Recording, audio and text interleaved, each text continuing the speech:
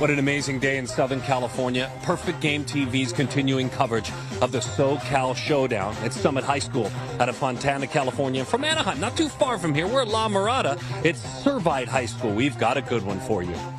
Hi there, folks. Greeting from La Mirada, not too far from where the Angels play their baseball. My name is Darren Sutton. She's Danny Wexelman. Thanks for being with us. We've been out here now for 3 or 4 days. We've gotten to know Corona High School's campus. This is a gorgeous facility here.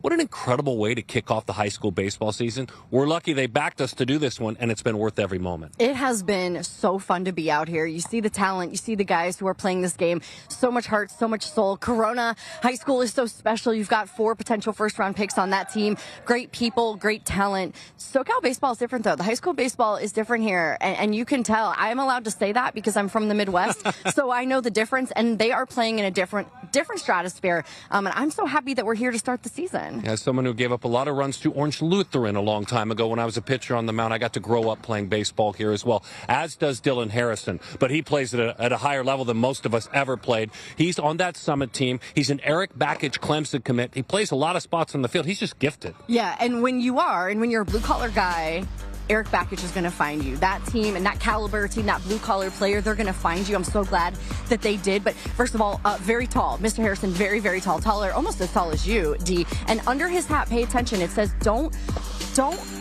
it says, prove them wrong. And I think that's so important. Like, this is a kid who feels like he still has to prove himself, even if he has that college commitment. It's a scrappy team, and I'm excited to watch him play. Yeah, there's a lot of ink under that hat. When it falls to the ground, we're going to take a closer look because he's got a lot of messages for himself. We've got a message for you. It's high school baseball, and man, it's fun. We're glad the Perfect Game is supporting this great event here in Southern California. When we come back, Danny and I, with the starting lineups and all the action right here on Perfect Game TV.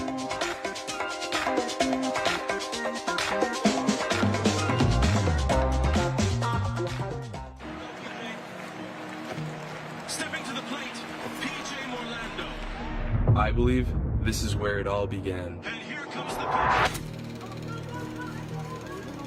And this is the sweetest sound in the world. Of course, to be able to swing a bat quick, you're going to have to be strong. I believe you gotta rise before you can shine. That there is no agony worse than defeat. The question is, does he have the bat speed? Does he have what it takes? And an angel watches over me. And swing it. Just keep swinging. Just keep swinging. I believe this will all be worth it.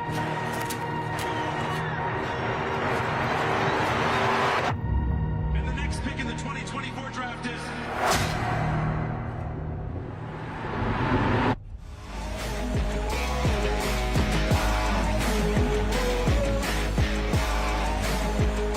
So look what we're looking at, by the way. We're looking at 79 degrees. The humidity is nil. Of course, you're not too far from the Pacific. Here where we sit, it's probably about 20 minutes from the Pacific Ocean, from the beaches. But you can see the palm trees, the settings. La Mirada High School is playing the host of this event. They'll be in our next game. And, of course, it's Servite against Summit. Sean Gilbert is the head coach of the Friars, a really rich tradition program. Avery Jones at the top. Keep an eye on Hayden Woodson. That's somebody we want to watch. We also want to watch Austin Boatwright, Eli Rubel, Nathan King, Matthew Figueroa, Kane Clark on down the lineup for Servite 1 through 9. They're dealing with Cody Smathers. The Southern California-born right-hander plays for that JGB team, CBA Marucci, which means he plays for Coach Guerrero and Coach Apeno. His college of commitment is Cal Baptist, which is sneakily one of the better mid-major programs in the country. Yeah, fastball, slider, changeup. That fastball is going to sit 89 to 92. Fierce competitor and a dog on the mound. That's what his head coach just told me before the game, D. Let's meet Avery Jones. He's from East Vale, California. Would love to go to Fresno State. Would love to go to Cal Baptist, a couple of his dream schools. Wants to roll a 400 on base percentage this year. We are underway with a fastball that's strike one. That dots the lower tier of the strikes. And boy, we're glad you're with us tonight. We'll have this one. We'll have a second one for you. Good lively fastball. A couple of baseballs off the plate. Jones, the son of Erica and Brandon. And the big brother to Ryan and Jeremiah, both younger by a couple of years. Changeup. Off speed pitch, stayed high and inside. Check the count there. 2 balls and 1 strike the count. 2 balls and 1 strike on the right-handed hitter, choking up on the bat just a little bit. And that one skips in there. That's how you get to that 400 on base percentage. Patient to start. Yeah, hopefully you don't miss the top of this game because it's speed for Avery Jones. That's the key to his game. He scoots. Fastball, ground ball. Couple of steps to the first base bag in time for the out. Connor Crawford is the first baseman. And again, battle won that time with the foul. He stayed stubborn away. Didn't really want to come in. He did exactly what Jones is supposed to do, but a nice job defensively. 5 or 6 radar guns have gathered behind home plate, so the scouts have arrived. As Thomas Cernius, the senior, right there under the 150 ranking in California. The first pitch he sees, he lifts to the left side. Looking into the sunshine, putting that one into his glove is Noah Garcia. Just like that, a couple of back-to-back pitches, 2 outs. Yeah, it must feel good, right? You got a little bit of a battle to start the game with Avery Jones, and then Cernius swings at the first pitch, just gets under it, and they make a nice play defensively. That's what you're going to see all game, by the way, from Summit. Their defense is top-notch. Andy Stankiewicz, the head coach at USC, has earned a commitment from this man. This is Hayden Woodson. Makes his home in Whittier, California. Plays for Benny Bonilla's TB SoCal team. This is one of those guys we were looking forward to seeing play, and the growth of, as that one is strike one, the USC program, hoping to build it back to where it was once, near the top. About to wrap up playing in an actual home ballpark soon. That'll make the difference as well. That'll be a huge deal for them. It's really hard to do that. I know Stanford softball's playing in the football stadium this year. It's not easy to do. Up on the farm. He leans on that one, driven. Center field. Ballpark big enough to hold that one as it dies in the glove of Tyler Crawford. Good start for Cody Smathers. On the bump for Summit, sitting down Servite. 1, 2, 3.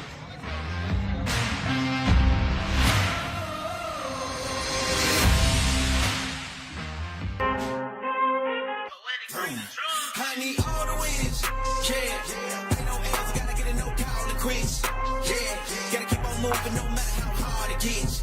Yeah. Better move out the way, cause I'm coming with hard hits. My head is as hard as a brick, but I'm harder than all it is. You better move, you might get knocked out. Knocked out. You better move, you might get knocked out. Knocked out.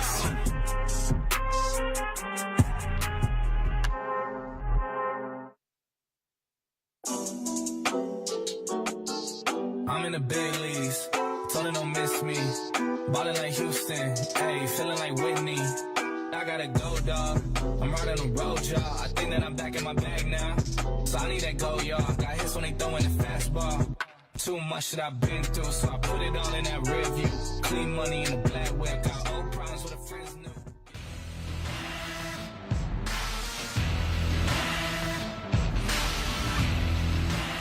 Ready to rock and roll with the starting lineup for the Summit Skyhawks. Samuel Lopez. Sammy Lopez as the head coach with Dylan Harrison in that number 3 spot in the lineup. He's the DH in this case. In this one, he works out on the mound. Cody Smathers, you love it. He hits for himself. And as we talked about earlier, on first base, made a nice play. Connor Crawford is DH4. That's 1 through 9 for that Summit lineup. Again, in Fontana, California, and a school that opened its doors back in 2006, so quite a new school. John Richmond is the principal. Toby Kwan takes the rock and he rolls right around that 250 mark as far as rankings go in Southern California, and it's a fun assignment to get the pitch in this event for Kwan.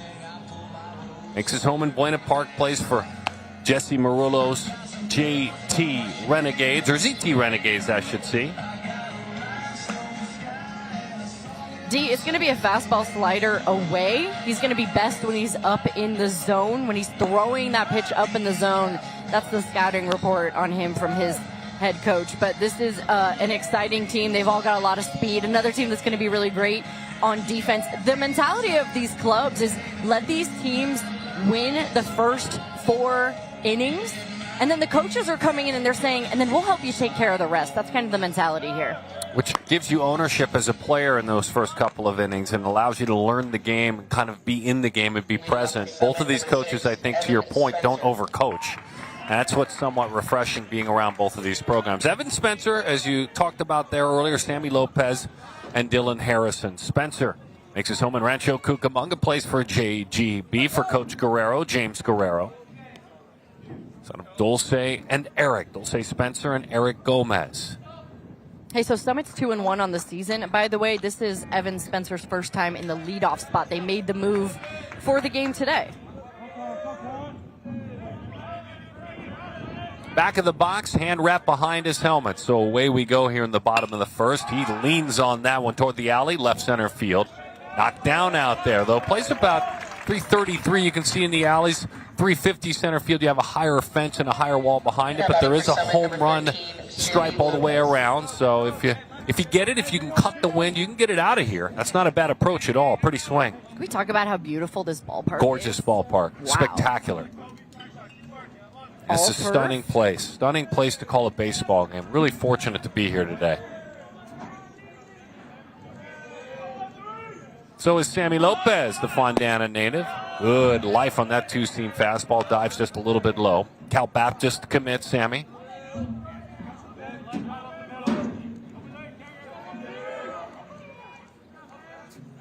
Son of the head coach. And chasing some nice career hit totals. And for him, it's been a wonderful opportunity to play for Dad.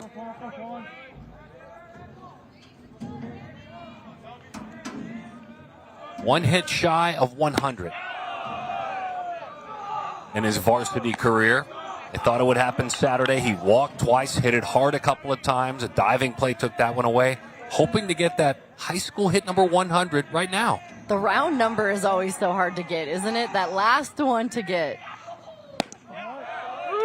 Takes a look at that one over the outside, 3-1. I would bet that he is not concerned about hit 100. He's concerned about winning the ball game, but we're going to brag on him because that's pretty impressive. 100 varsity hits in your career. Late reaction. Again, you can see a ton of arm side run from Quan.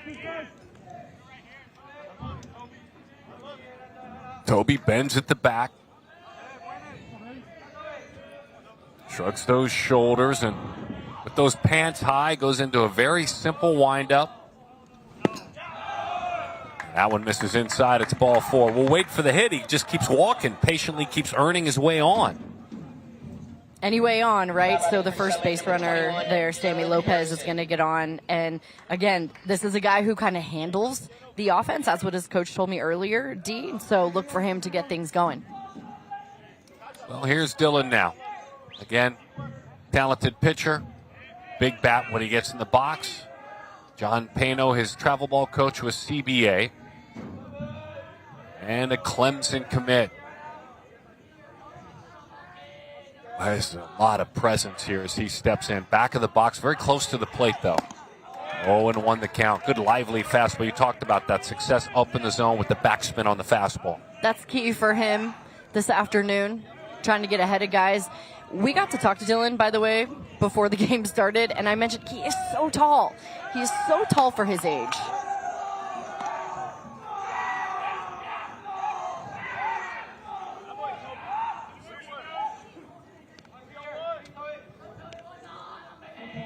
Dustin is his dad. Melanie is his mom. And he calls attending Summit one of the best decisions he ever made in his young life. As he takes inside, he went on to say, being able to be a part of a program on the rise, leaving it in a better place than when I joined it. Support of my coaches, teachers, and friends have been amazing. We are all one family at Summit. The words of the Clemson commit. It's a great answer. It's fun to build something. You're young, you haven't had many opportunities to build things like that.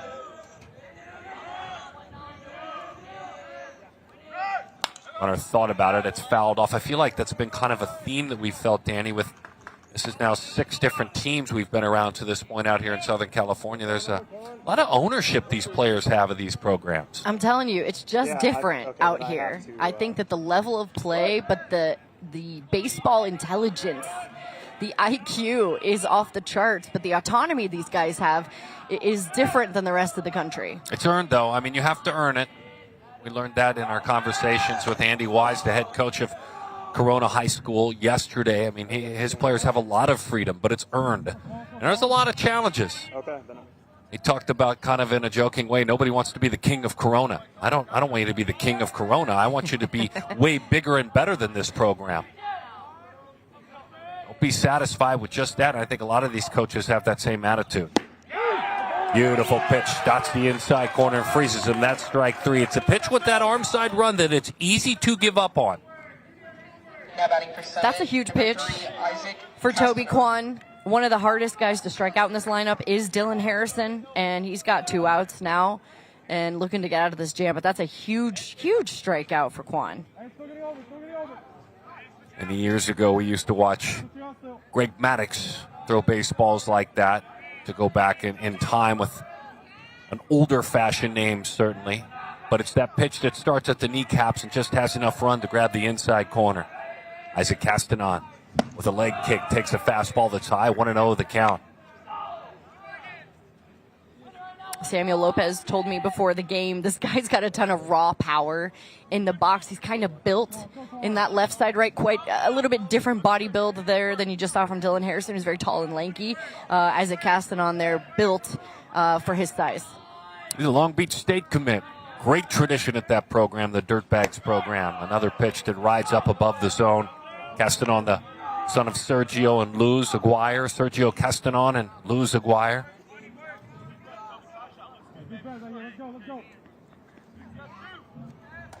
Strong in the classroom, 3.5 GPA.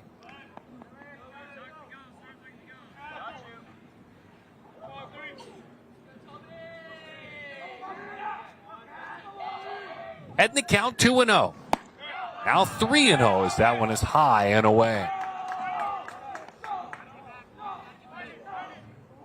I'm waiting to see Sammy Lopez take off. I'm waiting to see if he's going to try to advance himself. And get himself in a position where a single would have played him. Servite High School in Anaheim, California. Opening its doors in 1958. In and out of the catcher's mitt.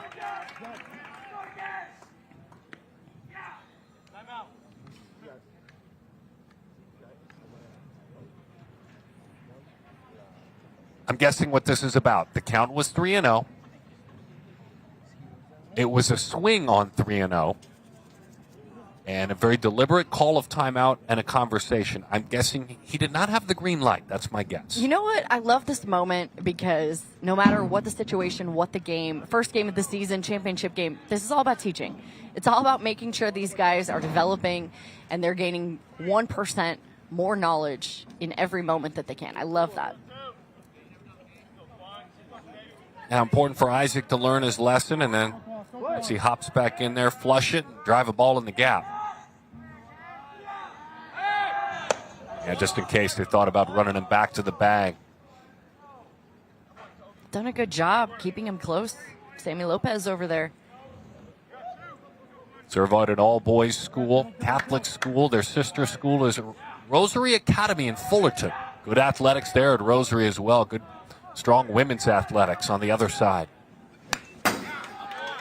Runs the count to 3-2. When you talk about Servite, there's some great history of football winning state championships back in the 80s, 2000, 2023. Folks remember Steve Berline, who quarterbacked for Notre Dame and in the NFL. Steve Buechele, who played in the major leagues for a long, long time. And I like Cole Irvin personally. Went up to Oregon and now pitches in the big leagues. I wrote down Mark Zepchinski. Very good name. Scrabble. Yeah, you win that one. Thank you. Is that a Mariner? I think so, Zepchinski. I think he played for a lot of teams. There's the walk. That's ball 4.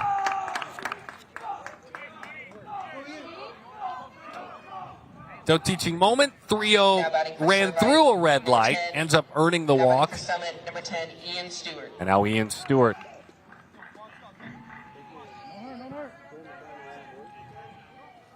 That's where that movement is tough to corral and command sometimes. It gets difficult because it's more where you start the pitch than where it ends up. Ian Stewart's committed to play Concordia, really good college in Irvine, California, in Orange County. Makes his home in Fontana.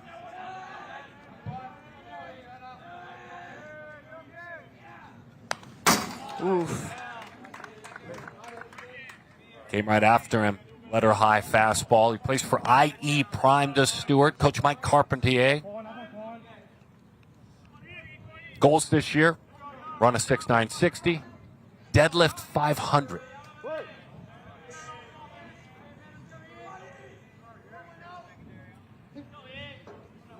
The son of Domika and Hal Stewart.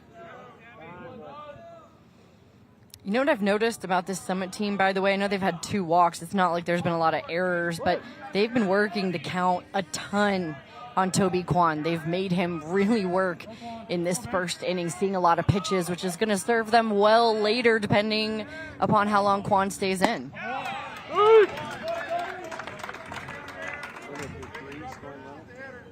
No balls and 2 strikes to count. Summit High School, the Skyhawks, about 2,500 students.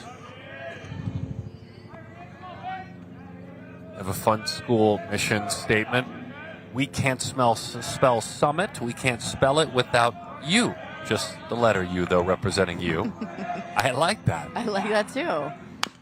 Had him out front of the breaking ball. He gets over to cover the bag. Who's on the bag? A glove flip. Did he stay there? He was off the bag. Wow, what a great effort that was.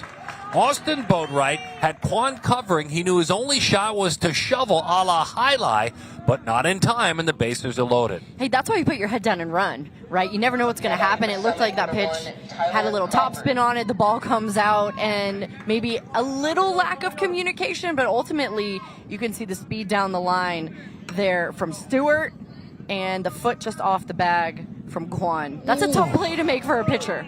That was close. Really tough play. Yeah, great effort, by the way. Great effort getting over there by Kwan. That was really, really close. I think they got it right, though. Tyler Crawford with the bases loaded, now looking to make some noise for Summit. Jumps ahead, strike 1 to Crawford. Kwan's done a good job getting ahead in this inning, even if the bases are loaded right now in this situation. He has done a good job of that in the past couple of batters. That's going to be the key for him to have success today. Very back of the batter's box.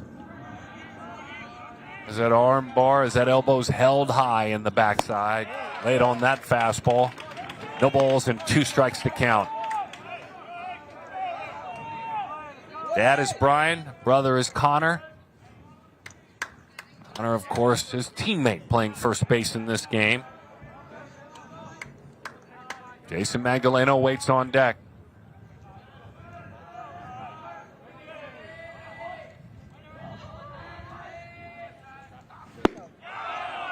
Just missed that same spot. That's the same spot he tried to get with Harrison and got the call.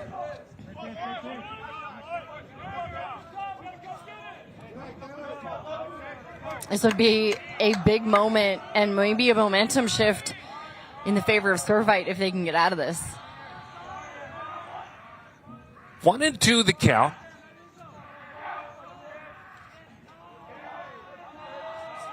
Toby Kwan with the bases loaded, deals it. Got a chase, elevated fastball, that's strike 3. Matthew Figueroa, his battery mate, flips it on back to the mound.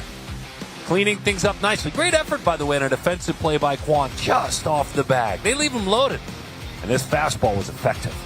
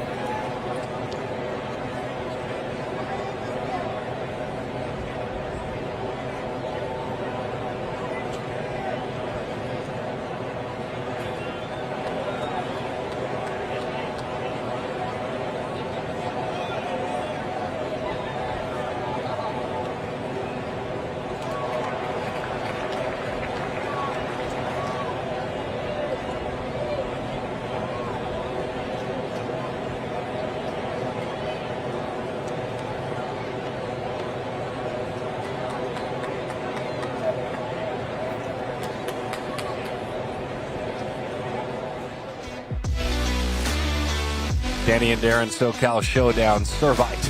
And the southern section, Trinity League. That's like the modern-day J. Sarah Orange Lutheran League. Yikes.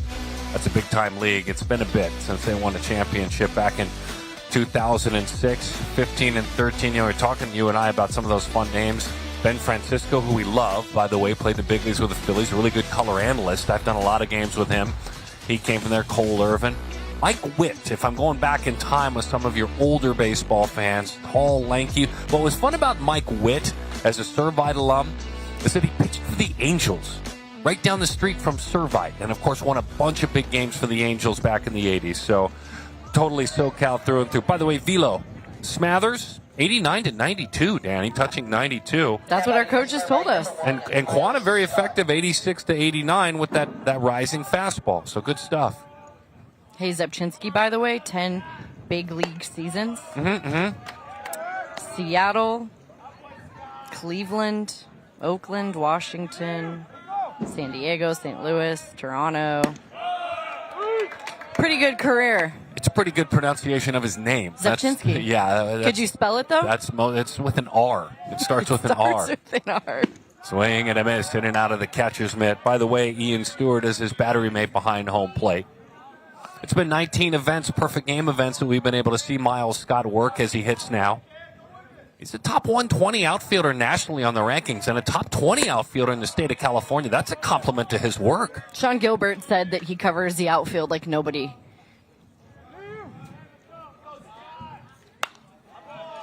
So it's pretty special when you watch him do that. Obviously, he's hitting right now, but hopefully we get a chance to see that on display later. Number 1 in the back of that jersey, 5 feet 10 inches tall. Not too shy of 18 years old. A couple of months from now, he'll turn 18. Just missed. It was stuck there for quite some time by catcher Ian Stewart. As a matter of fact, the 17U World Series last year, the event played in Surprise, Scott was the MVP of that event. Leans on that one. Into the air it goes. The wind takes it a bit. You can see the flag messing with it, so that's a nice job hanging out there by Castanen making the play. It was interesting. You saw the ball go up, and in that shot was the flag, and you could see right away it wouldn't be easy. You heard the crowd go, ooh. Yeah, that's not an easy play at all. Nice job by him to just hang with it. The best you can do is shield the sun, which is bright and sunny this afternoon, and reel that ball in. He did a good job of that. Servite's Austin Boat right now. Goes after the first one on a hop at third. A couple of shuffles, and it's shot across the diamond by third baseman Noah Garcia. Getting a lot of true hops on this gorgeous turf field, so Garcia, a quick out. Now batting for Servite, number 24, Eli Rubel. You know, turf and dirt are obviously playing different. This is an entirely turf field. And depending upon if it's worn in or not, it plays differently. So you got to stay down and bring it in. That was a nice play at third. He did the one thing, too. When you get a ball early, the temptation is to let those feet settle. He kept his feet moving the entire time, then got rid of it. It's interesting. You did a great interview the other day with Troy Tulowitzki, who taught Mookie Betts infield this past winter. Now a coach at Texas. Tulowitzki, a great infielder for Colorado and Toronto. It was so unique talking about footwork when you chatted with him about how he worked with Mookie on his footwork, letting him know you can shuffle closer to the bag with those feet. You just make the throw a little bit easier. And we kind of saw that there. He took a couple of extra steps. So insightful, that conversation. It applies to these kids out here. It was so good. Finding your arm slot is one of the most important things that you can do. That's what Tulo was talking about. And also, you know, Mookie didn't look like he was a shortstop. He looked like he was an outfielder playing the shortstop position. And so there were some adjustments that needed to be made. A lot of his throws last season resulted in errors. And so they made those adjustments. And Tulo's the best to do that. He is the best guy to talk about defense and footwork. He's got a couple of gold gloves. But yeah, being able to move your feet, stay athletic, that's the best thing that you can do out there. Thank you, by the way. Appreciate that. Yeah, it was excellent as that one dives just a little bit low. It was someone who's long past ever playing again but loves the sport at 55. And me, it was interesting. But for young athletes out there, if you are a SiriusXM subscriber, go get the archive from Sunday Monday. When did you do that? Monday. It's from Monday. Go listen to Danny's show on Monday. What show was it? Remind me. That was Power Alley. Power That was Alley. with Jim Duquette. Okay. I was filling in. Go find that interview, and I'm sure it's probably clipped off as a separate interview on the app as well. That's right. If Troy you've got any Tulowitzki. social media, you could find it somewhere. I'm still learning how to do that. As Nathan Kang swings the bat, he wanted to make sure that we didn't make it Kong or the Temptation. He actually said, my last name is Kang, like kangaroo. I love and I it. appreciate that. We do appreciate that. We want to get it right. This is a guy who's matured at the plate, a senior in this lineup, and Coach said before the game that it's been really impressive watching the way that he's grown offensively. Waves over that one. He'd love to go to Penn State, who, by the way, is a program on the rise. Ohio State, USC also on the list. Paxton Kling, former LSU player, perfect game All-American, transferred home to Penn State. Had one of the best weeks in the country last week. Look out, Penn State. What a great program now. Getting hot. Speaking of getting hot, line drive right field, but it hangs up long enough for Magdaleno to run it down. Nice little play at third base and in right field in this inning. The wind's going to play again. So is the sun. The elements in play here.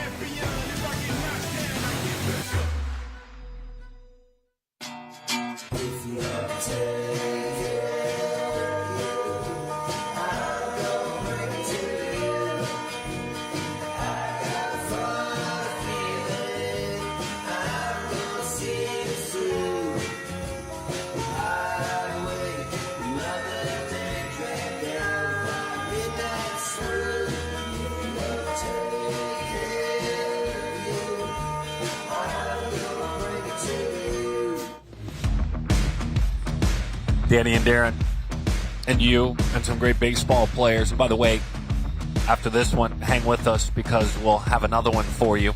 Summit Skyhawks with their 24-6 record last year, winning the championship, and then, of course, losing in the second round of CIF. College commits on the pitching staff. It's a deep pitching staff, and it's just a big part of this tournament. We've seen Los Osos Corona. We've seen St. Augustine and Maranatha. Servite and Summit, and then here in just a bit after the completion of this one, we'll see St. Augustine again, and then the great program at La Mirada, our host here tonight for this beautiful, beautiful setting. So excited about that one here in just a little bit on Perfect Game TV. What a blast it's been. SoCal's been our home. My home, at least, coming from New York City, getting a chance to be in the sun and enjoy some of the best high school baseball in the country. I mean, if you're not here, I do feel bad you're not here, but hopefully you're watching at home and you can see the view that we've got here. We're just down the third base line along the bleachers. Juicy is his nickname. Jason Magdaleno leads things off out of San Bernardino, California.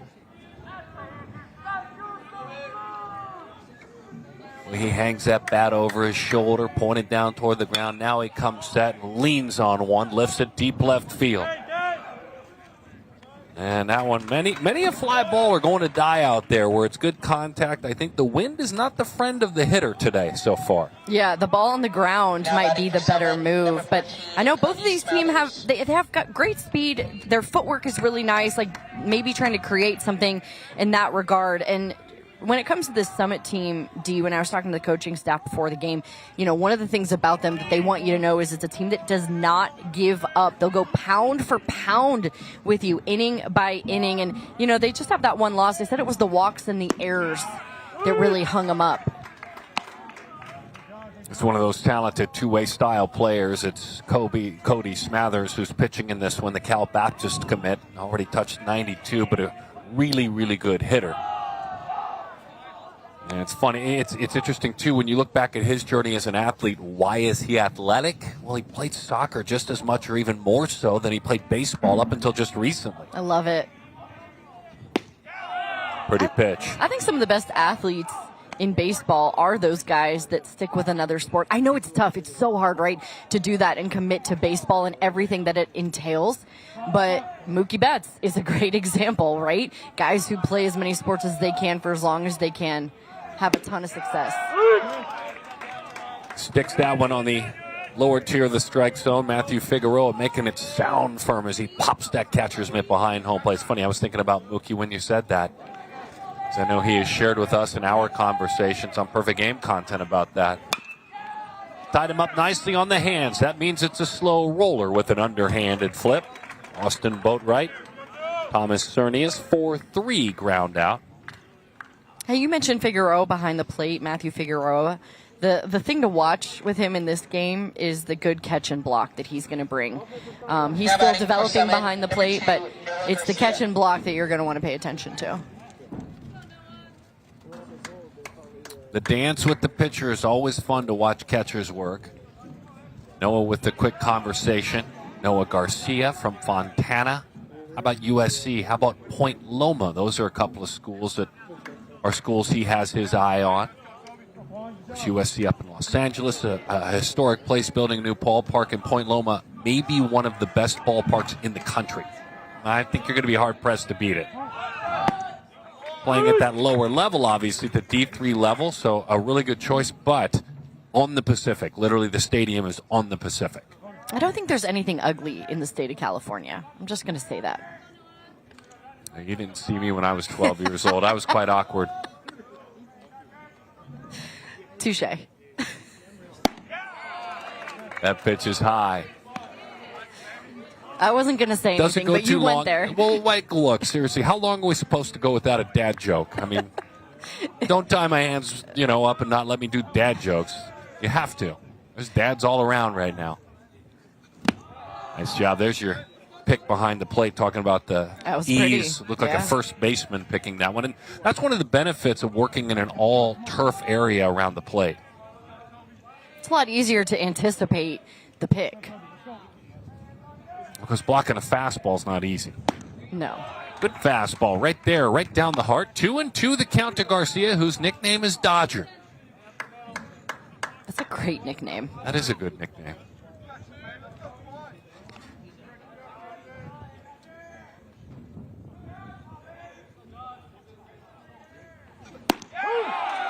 Right back at it. Paints the strike zone. How about you? That's 3 strikeouts for the right-hander. That is a nice, clean 1-2-3 inning. A couple of walks and a single. He got out of that one early. Good stuff from Toby Kwan.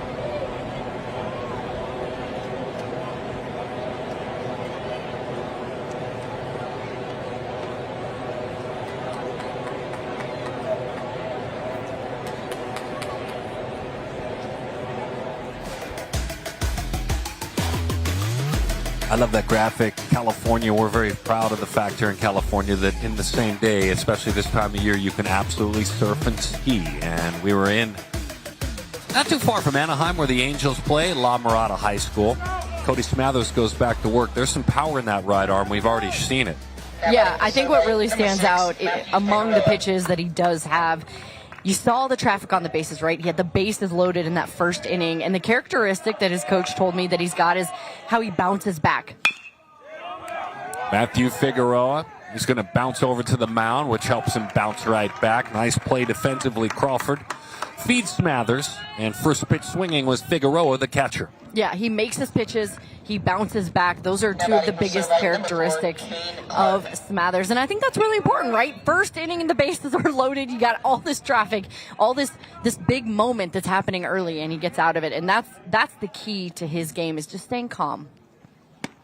Want to know the count to Kane Clark from Yorba Linda, California. Play some travel ball for next level, Coach Michael Torres. Dream with me, sophomore. Where would you love to play? How about Coastal Carolina, Baylor? How about Alabama, the Crimson Tide, Virginia, BYU, San Diego? All good choices. And he now sets out in front of players and in front of men like that, scouts and college coaches, to earn that opportunity, as that one misses up and away. This is his first year on varsity, and his coach said he had a little baptism by fire in their first game. He started a late rally to get the team going.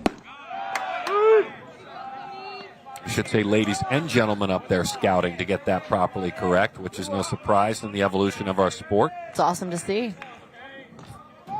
3-1 the count. Takes that one right out of the catcher's mitt. He might have earned himself a base hit. Off balance throw with the dig, not in time. Boy, that was a great effort by Evan Spencer. And an even prettier scoop by Crawford, but he legged it out, Clark. Yeah, nice job by him. Again, it's going to be about the infield singles. It's going to be about keeping the ball on the ground or hitting line drives. And this one, the ball's just continued to die in the air.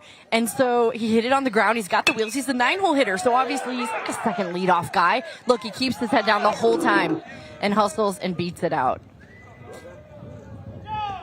Jones, a big Mookie Betts fan. We were talking about some of the things we've learned talking to Mookie through the years as he digs in now with his opportunity. Leadoff hitter and center fielder Avery Jones. And you've talked to Mookie a couple of times. You've had a chance to really dive into the person, right? Not just the ball player, but the person of Mookie Betts. Yeah, baseball came later for him. He wanted to play football as well, but his mom wouldn't let him. He loved basketball. That was his first love, equally tied with bowling. But he realized, I think, that as solid as a bowler as he was, he might not be able to earn a living there. He hoped it was basketball. And then baseball came along a lot later in his life. He played in his first ever perfect game events after he had graduated, Mookie Betts did. I mean, he is known as a PG alum, but to be fair, he's a PG alum that just went and played in PG events to play somewhere before he signed. He's with a Boston. great example. He's such a great example. Yeah, he was a multi-sport guy forever and ever. I'm glad he stuck with baseball and bowling didn't get to have Mookie Betts as much as we do. They get him in the off season. I forget the famous bowling chant, the smack talking of the "Who do you think you are? I am." I just can't imagine Mookie settling into that kind of trash talk. As that one is high, snap throw to first, just back in time. Nice job working together there, Stewart and Crawford. All it takes is a look sometimes, just a look from the first baseman to the catcher, and that's all you need. Yeah, his approach has been growing. He's got a strong arm behind the plate, so watch for him to do that all game long. Good pitch and an even better take with 2 strikes. 2 balls and 2 strikes to count on Avery Jones.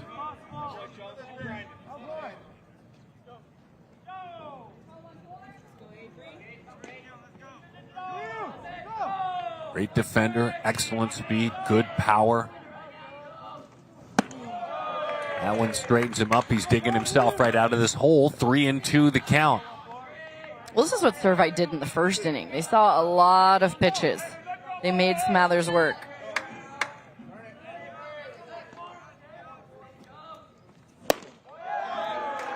Well, he did make him work that time. Kind of an angry fastball there. You're just trying to get Jones to come out of his approach.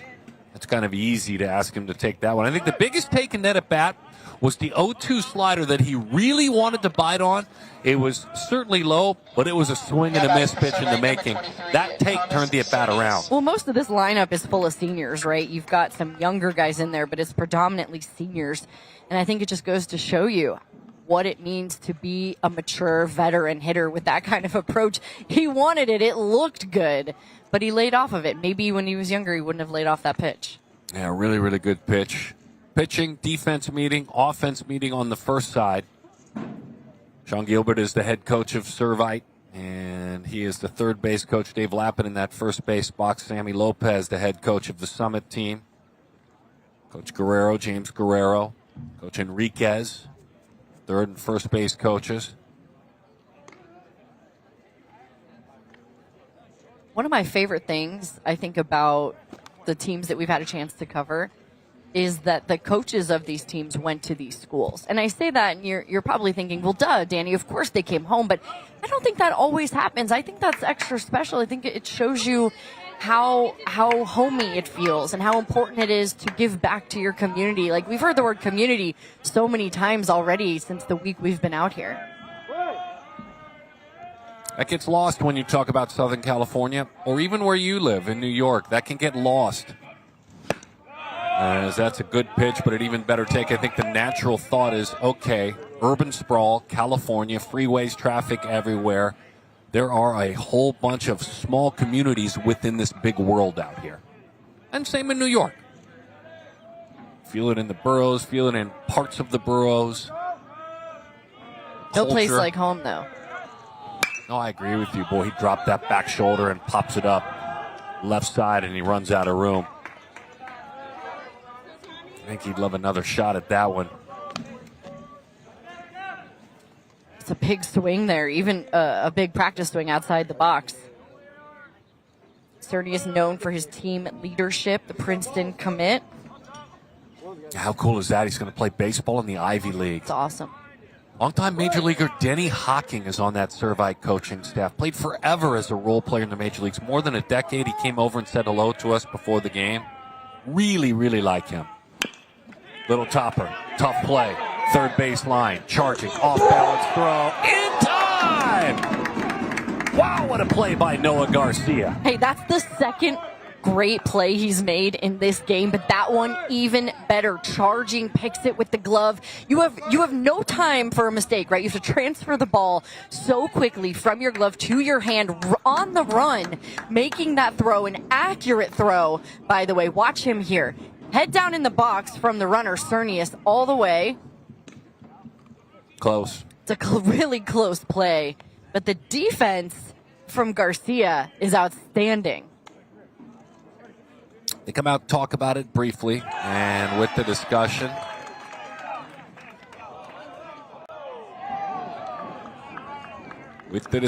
they work together. They get the call right, the two umpires. Just wanted an appeal. Looks like the ball's there just before the foot. I'll go this way with it. I don't know that there's a wrong call. I mean, I think either way, you're going to have one dugout ask or the other dugout ask. You know, time to go to work, though, now. If you get a great play. Runners on second and third. 2 outs in the inning. We're showing you bases loaded, 1 out. There we go, second and third. A couple of outs in the inning.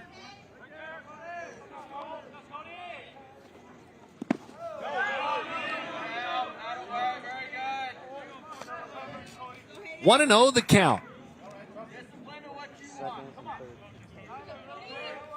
And here's the thing. If you're standing there, Noah Garcia, of course you play defense, you anticipate, but you're not anticipating that. I mean, it's quick reaction. I mean, if you're Garcia now you're in your toes. You have a pull hitter. You have a right-handed hitter. All right, on your toes. That was a fooled hitter on the hand swing that his first move was so crucial.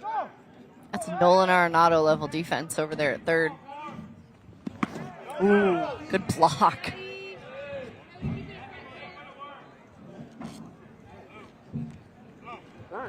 And on the 8th day, the good Lord made catchers. And pitchers were very grateful. They're going to put him on. Pitchers were really, really grateful for catchers.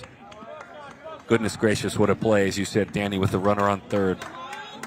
All right, so Woodson is on. What a great chance this is for Miles Scott. Batting for Servite, number 1, Miles Scott. We're bragging on him last summer, playing for TB SoCal in that 17U World Series, which is a gutsy event because it's 100-plus degrees. Great baseball. He was the MVP of that event. And he takes low. I'll take it one step further. He had 10 hits in that event. He had 2 walks. He had a .520 on base. And I don't think it's hyperbole. It's one of the best travel ball events for juniors going into their senior year in the country. MVP. Patient. I like this call by Stewart, going out, check on your guy. There's been a couple of pitches that maybe have missed their spots. Bases are loaded, just like Toby Kwan had bases loaded earlier for Servite. Now Summit is in the same position. 45 pitches for the right-hander. Make sure if you're watching online, you get that PGTV app. A snap throw to first. It better be there. Not surprised at all to see the back pick. Not at all. My heart goes pitter-pat, the fan in me, whenever you attempt that throw, because if that one goes down the line, it's 3 runs that could possibly score. There's a lot of trust there between Connor Crawford and Mr. Stewart. Ooh. Patiently takes up and in. It's a bases-loaded walk. With some good at-bats. Jones, Woodson, Scott, though he's such a dangerous hitter, does not give himself up, and that follows the intentional walk. So you can get inside your own head, kind of motivate yourself. They'd rather pitch to me. Here we go. But I think the temptation is when that happens is to overswing, and he didn't. It's really easy to want to hit the grand slam, want to hit a home run, want to hit out of your shoes and swing out of your shoes. But I think the bigger deal, and what impresses me more, and maybe the scouts that are behind home, is in a bat like that. They obviously want to see you guys swing and hit the ball. But a walk and that patience, that to me shows the diversity in the portfolio of an offensive player. Ryan Oakes grabs the baseball and goes to work. We'll introduce him when we come back. Left-hander, works for Summit.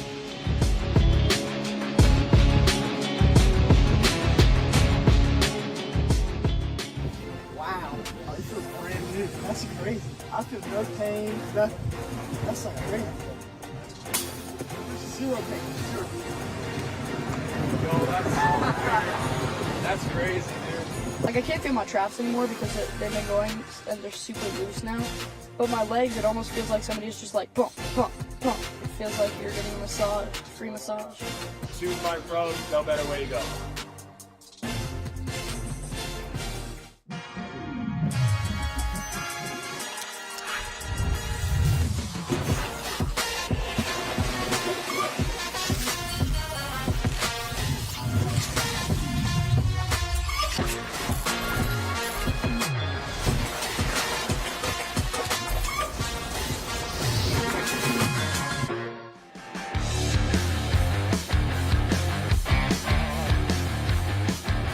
Not one that let the game slip away as we welcome you back to beautiful La Mirada High School. Through the years, local bonds have opened up the budget a little bit for La Mirada. Tell me the athletics departments didn't take advantage, and kudos to the leaders here. That was a great shot of all of it. The football, the practice baseball field, the baseball stadium, the gorgeous softball stadium as well. La Mirada hosting, in this case, Servite and Summit, Southern California baseball. Senior Ryan Oakes goes to work from Fontana, plays for the SoCal Bombers. Now playing first base, number 14. And Cal State Northridge, a brand new commitment to Cal State Northridge. So congratulations to Ryan Oakes. That one misses up and away. Fastball, curveball, slider, changeup, splitter. That is what Mr. Oakes could feature here this afternoon. Austin Boatwright takes low and inside. Austin grounded out to third, back in the second inning. The key here is to stick to your game. Don't try to throw out of your shoes.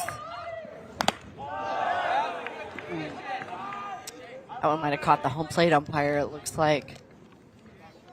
Yeah, he's going to shake it off, walk it off. Dugouts will check on him, make sure he's all right. That does not feel good. And in the gamesmanship that goes on, the catcher just takes a walk out there to buy the umpire some time to pull himself back together.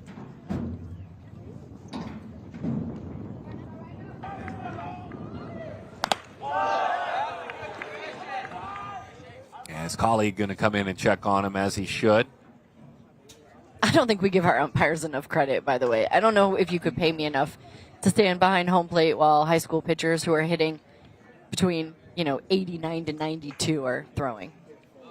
Yeah, and I think just what we see at the Perfect Game events, what we see in travel ball, what we see in high school baseball. It's people that love the sport like we do, Yes. like our viewers do, and you find your spot where you can still be around the sport. In all cases, the ladies and gentlemen that are umpires, almost in all cases, they've played the game at some point in their life, and they just want to stay touching it as much as they can. Give him so much credit. He's walking back to home. That's good news. Boatwright checks on him. His friend Ian Stewart right there in the foxhole with him checks on him, and we'll go back to work. 2 balls and 1 strike to count. Bases remain loaded. A big, big moment for Ryan Oakes as he fires that one low. Hey, can we talk about how impressive Stewart's been? Ian Stewart behind the plate. Every big moment that's required a block, he's made it. He's quick back there behind home plate. Good arm. Drilled. Left center field. Run down out there. Good first step by Tyler Crawford. Fly balls are going to die in this yard. That one was squared up nicely. And the left-hander Ryan Oakes comes in and restores order. 1 run scores for Servite. They're on top of Summit here at the SoCal Showdown by a score of 1-0.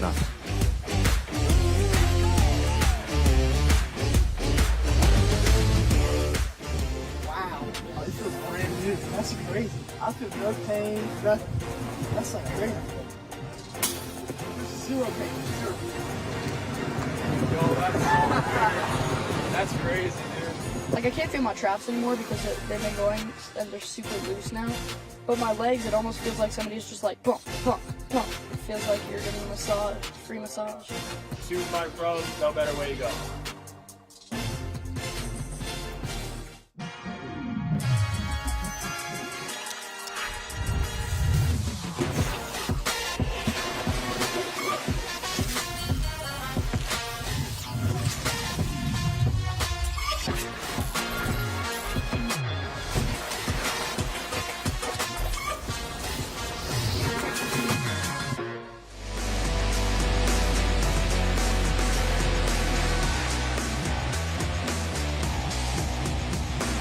So a new look on the mound. He's a senior. He's a left-hander. And he puts number 3 on the back of his jersey, Gustavo Gutierrez.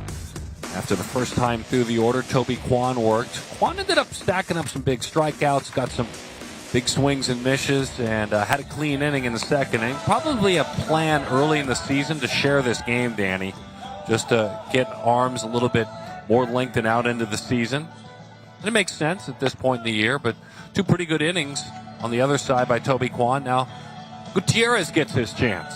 Yeah, so Toby Kwan, don't forget, back in the first, got out of that bases loaded jam, and then comes out in the second, and it's a 1-2-3 inning. It's a quick inning for him. He had a bunch of fly balls, he had 3 strikeouts, and now he passes the baton. And this is what should be happening, by the way, early in high school baseball, right? Seth Hernandez had a pitch limit. There should be some regulations, some bumpers that are up, because it's a long season. Evan Spencer leads it off. Gutierrez, 4.2 GPA in the classroom. The student council has a leadership role in his school as well. And tries to take that one with him on a push bunt. Fouls it off. 0-1 the count on Spencer. Yeah, again, this is the first time he's batting leadoff, usually maybe in that second spot. Hopefully the catcher's okay. Now we see Figueroa went down. on the foul tip behind the plate.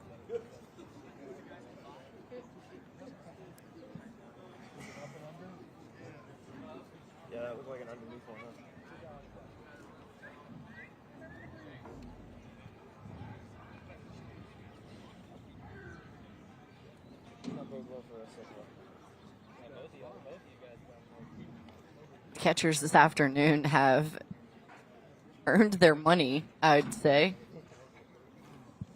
Well, that's news to them. They're excited they're going to get money. So they appreciate You're you. paying, they right? appreciate you leading. Well, look, if I'm pitching, I'm paying. That's out of you your know piggy bank. You know the love I have for catchers I know, so do I. and respect. They've been so tough. It's early. It looks like he's going to be all right. I'd say just rub some dirt on it, but we're on a turf field. Yeah, and you Can't do can't that. rub the rubber pellets that are within to simulate dirt. That wouldn't feel good. A thankless position, but again, that's what was made on the 8th day, catchers, and we've been grateful ever since. They've both done a really nice job already behind the plate helping their pitchers out. Hey, how about this? We got a lot coming up, huh? This is just the beginning of what we're doing on PGTV. Yeah, it's crazy. There's a lot coming on. And by the way, the high school showdown, I'm excited to get home and jump into a bunch of those games. Bob Jones, Presbyterian Christian, Blessed Trinity, American Christian, North Broward Prep, a school we know well, Gardendale. And then, of course, Stoneman Douglas against Miller School. Billy I've got Wagner, that one. the head coach at that one. Billy Wagner, the head coach at Miller School. Oh, we love Billy. I'm so excited. We love Coach Fitzgerald, too, Stoneman Douglas. Absolutely. And then we'll go to Vegas, baby. You and I will be in Vegas for that invitational there. Can't wait.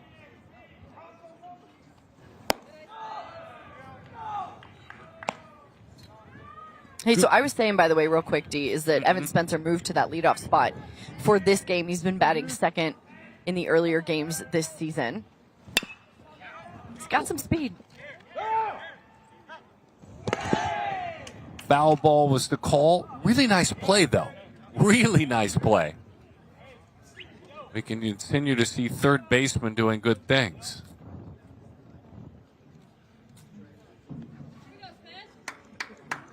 If you didn't hear it and you're not sure, you may as well play it because you don't want to be wrong. Left-handed pitcher makes his home in Irvine, California, Gutierrez. We've seen him at a couple of PG events. It's been since 2023.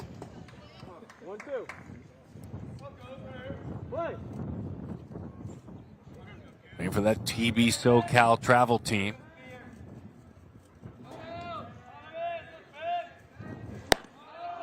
Underneath that one, 2-2 the count.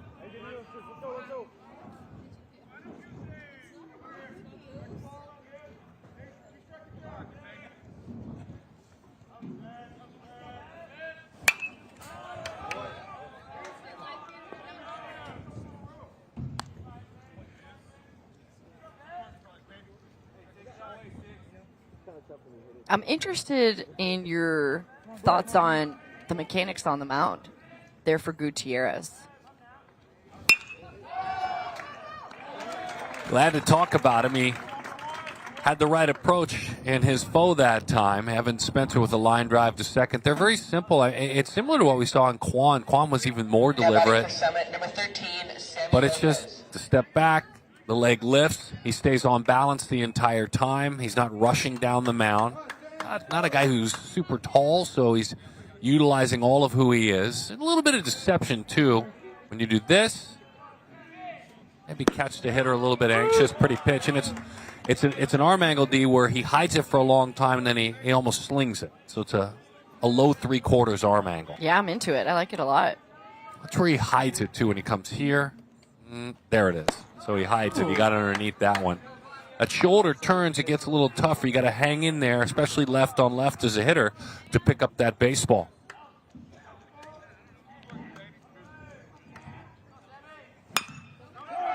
Ground ball, right side. Pitcher will cover, doesn't need to. A couple of ground ball outs this inning, or I should say a line drive out and a ground ball out. Both of them turned into outs by Austin Boatwright. I loved the communication there from Thomas Thurnius over at first. He points to the second baseman, Boatwright. It's yours, and he runs to cover the bag. He calls off the pitcher, too. Like, that's key. That is everything there for that slow roller.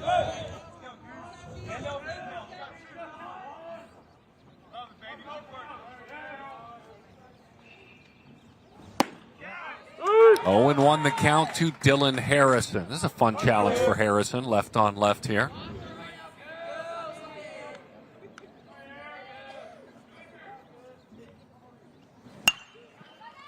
He takes it the other way.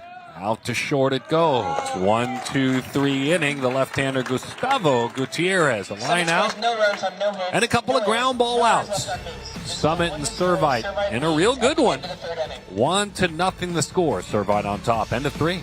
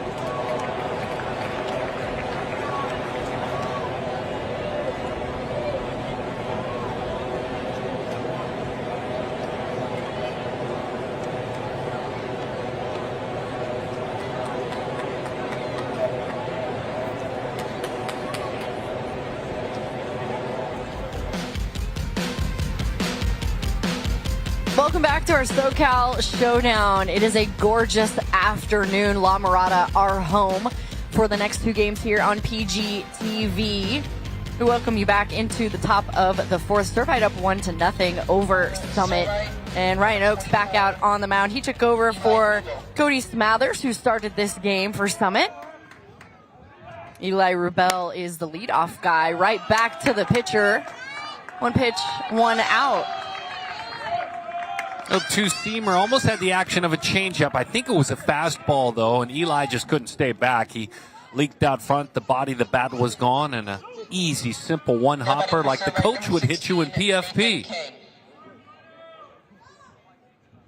Yeah, like the play. Turns, doesn't rush the throw, does a nice job. This is Nathan Kang, the guy who's matured at the plate. He hit a line drive to right field in his first at-bat. And he watches a strike. Big looping breaking ball that time. Wasn't a strike until the final moment when it crossed the outside corner. So some of the goals for Ryan Oakes this season, I really like them. I like when guys are specific in the things they want to achieve. The next 12 months, he said, I want to win a league championship. I want to win a CIF championship. I want to have an ERA under 1 my senior year, and throw 90, and be a key piece to the rotation this season. So I like the goals that he's got for himself this year. It's funny, if you can land that curveball like he has in this inning, even if you're throwing 86, it will look like 90 to the hitters. It will get into their head that way. A really effective big breaking ball. Swing and a miss for a strikeout. 2 away for Summit. So hold the door. That was very different than the first one he threw that I would describe as loopy. That was a hammer. That was a tight spinning, really slider-looking pitch. A lot shorter, a lot more firm. There are 2 different breaking balls he throws, and that was nasty. Matthew Figueroa, the batter. Woo! Heads up. Fouls off the first pitch he sees into the first base side. I like it. So he's showing us some stuff we didn't know he had. That's a D1 breaking ball right there, especially that last one. If you can land it and command it, yes, for sure. C-Sun getting a good one.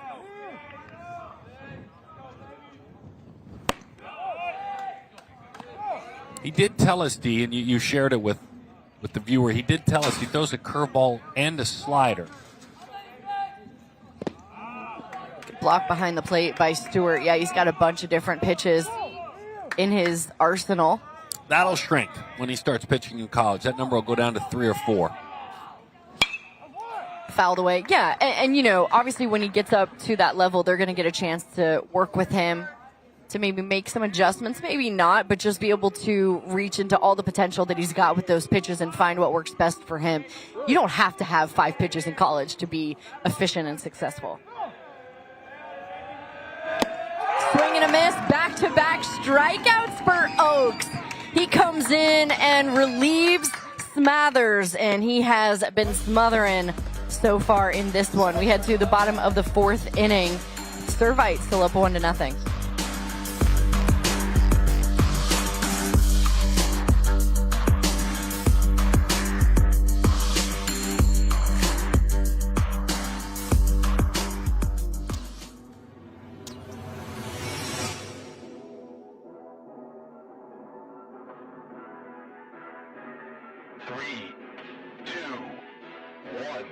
One, two, three, work.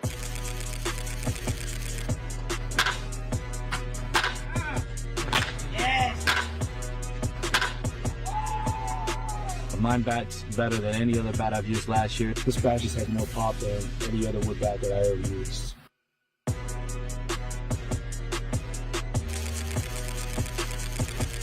Wood bat league gonna go crazy this summer, and these bats are absolutely juiced.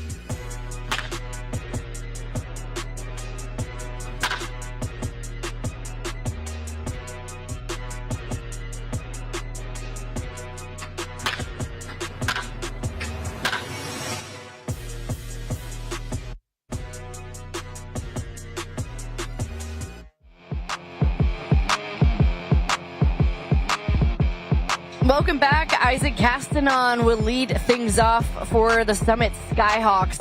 he shared with us one of the greatest challenges he's had to overcome is just being able to hit when there are times that he goes 0 for 2 or 0 for 3. And he said, I've just had to work a little bit harder to get out of that jam, just to get out of a slump like that. He said, I'm still trying to keep my routine I do every day. But sometimes when you're in a slump, it's hard to get out of it. So it's something that Isaac's been working on this season. I'd say Danny and I interview as the year comes and goes close to 500 young baseball players, softball players as well. And the one thing they talk about as they get to the junior, senior year of high school that evolves the most is their mind. And that's exactly what you're talking about, getting the head right, getting your mind organized, your time organized. That's such a big part of it.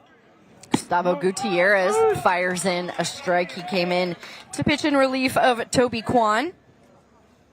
Castanon walked back in the first inning. Someone had the bases loaded. They couldn't capitalize, so they're looking to get something going. Hit on the ground to second. It's gobbled up and tossed over by Boatwright for the first out. Because if you think about it, just to put a bow on your point, by the time you're a junior and a senior, you've succeeded a lot, but you're really failing a lot too. And if you're going to keep playing travel ball and keep playing high school baseball, suddenly you're collecting failure. And you have to learn how to make that your friend. Tough to do. To your point, it's really tough to do. Ian Stewart is the batter. He singled back in the first. Fouls off the first pitch he sees. I like to tell people that failing is a privilege and you should do it as much as you can. And I know maybe that sounds kind of crazy, especially when you're younger. You have all these opportunities to fail, and it's the only way to grow. It's the best way to grow. You got to get out there and play and try. That just misses the bottom of the zone. 1 ball, 1 strike the count. As hard as I try, you can't fail on your couch. You have to get off your couch and go play and compete. Sometimes it's scary to do that. I understand. That's well struck right into Woodson's glove. Nice job battling the sun. And there's out number 2. And you said it perfectly, Danny. I mean really battling the sun as it sets now to the west. He is looking directly to the west at short. Oh, boy. And as he jumped, I think he wondered, do I see this ball as I jump? Watch this. So that's in the sun directly, jumped, and kind of moved his head out of the way just in case he didn't see it. Got on him quick, too. He doesn't have sunglasses on out there. There's a ball fired in to Tyler Crawford. Yeah, his teammate next to him, Nathan Kang, does have sunglasses yeah. on. I don't even think he has eye black either.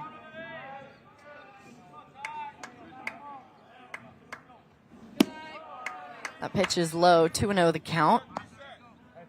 Yeah, both these relievers have come on with a ton of confidence. Both Oaks and Gutierrez behind Kwan and Smathers.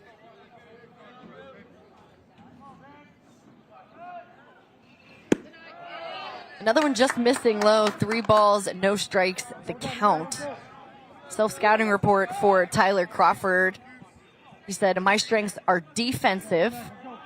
Said, I've got a good knowledge when I'm pitching, good at controlling the running game. I'm athletic and explosive while playing the game, and I'm willing to sacrifice myself for the team in order to win. Plays center field this afternoon.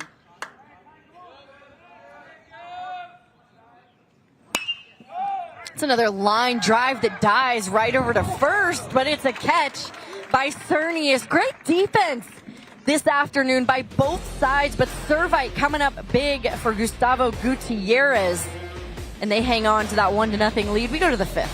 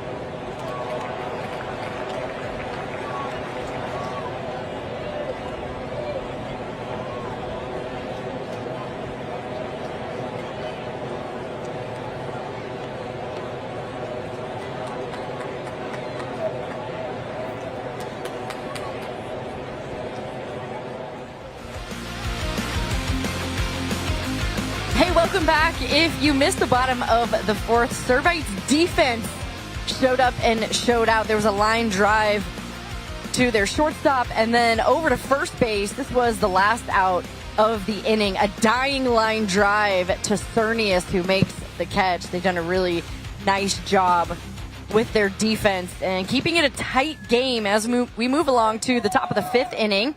Caden Clark is going to lead things off. The sophomore, that's ninth in the lineup. I know you're interested in seeing a little bit more of Ryan Oakes on the mound. What do you want to see from him? I want to see where he does sprinkle in his fastball, and that's a good first pitch right there, left on left, just to show the fastball to set up the bigger breaking ball. Back-to-back fastballs, as a matter of fact. 1 ball, 1 strike, the count. Clark shared with us that he typically hits at the top of the order. His on-base percentage is high as he hits that one over to first base on the ground. Connor Crawford makes the play, and there's one away. Just to put a bow on him, he's a good contact hitter, too, who can bunt and get on base to maximize opportunities. Obviously, he's batting in that 9-hole. He is like another leadoff hitter in this lineup. Wasn't able to get on this time, but he did score the run for this team for the Friars back in the third. Back to the top, Avery Jones will hit. 3 straight fastballs, and it did the job. Didn't see a single breaking ball as good as it's been, and very effective to get that ground ball out. Jones watches it all the way in for ball 1. It looked like a changeup there. Started him off with a secondary pitch. The right-handed hitter, now a different look. Their coaching staff before the game told me, D, that this Servite offense is going to try to play some small ball. They try to make things happen. They like the short game, and it all starts here with Avery Jones. He's got the speed. He creates chaos. He puts pressure on the defense. He's a huge key to their offensive game. So he takes strike 1.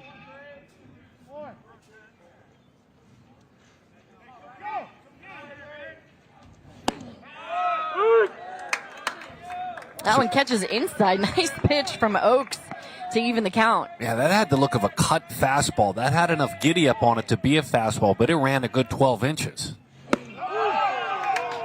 Wow, what a fantastic pitch. Caught looking, and there's 2 away. A backdoor curveball that you start in the other batter's box. You know you don't want to split the plate with it, so you start it away. And he really gets on top of that one, reaches out over that left knee and gets across the knee with that left arm. Boy, that was beautiful. That is a pretty pitch. 3 strikeouts for Oakes. Now it's Thomas Cernius who comes up to bat with 2 away. And he fires in strike 1. It sounds good in the glove, D. In Stewart's glove, that sounds hard and fast. Inside that Summit High School dugout, they are calling the pitches, pitch by pitch by pitch.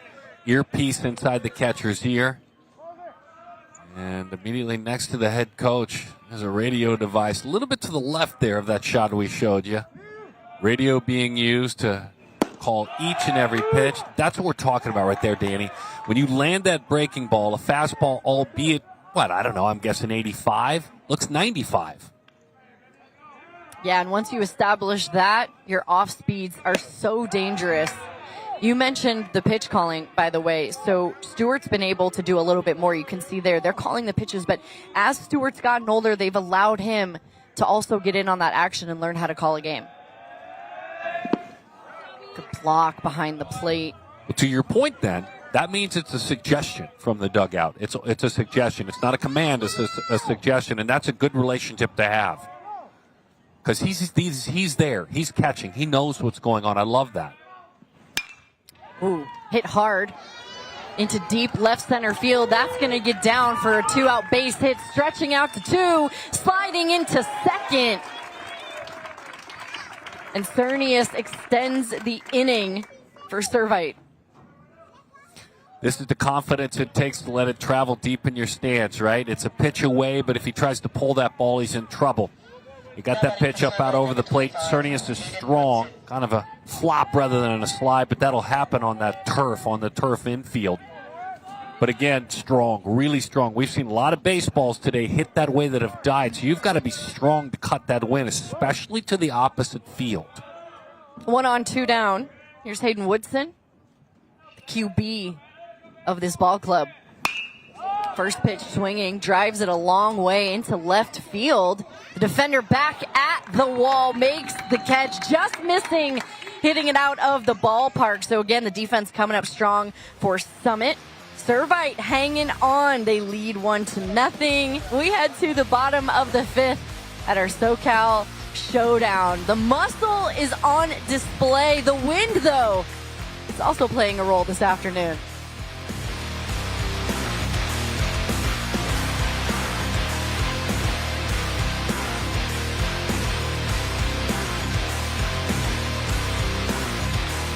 Want to maximize their potential. They are chasing the wrong thing. Being better is personal. What works for one player doesn't work for all players. Players need to be told what they're good at, what they're not good at, and what they need to work on. They need to be given a personalized plan to help them get to where they want to be. That's how players get better. That's how they maximize their potential. That's how they become great. Join us. Join us. Join us as we build the future of intelligent players. The weather is warm and it's the perfect time of year to cook outside. Loco Smart Temp griddles provide precise and controllable griddle surface temperatures ranging from 250 degrees all the way up to a sear setting. The cooking temperature always stays exactly where you set it, so your meal always comes out just right. Cultivating great experiences is part of our DNA, and everyone has a seat at our table, so pull up a chair. Cook faster and party longer with Loco Cookers. Gustavo Gutierrez pulls his catcher out, Matthew Figueroa, for a short conversation. And Danny, Gustavo's been good. Oh my gosh, it's been a pitcher's duel so far. When he first took the mound in relief, his mechanics caught my eye. The way that he's got that presence on the mound caught my eye. But you mentioned it too, the way he's able to hide the baseball. That's tough, right? Not only are you battling the sun, you're battling a lot of elements. High school baseball's tough. He's hiding the baseball. Jason Magdaleno leads things off for Summit.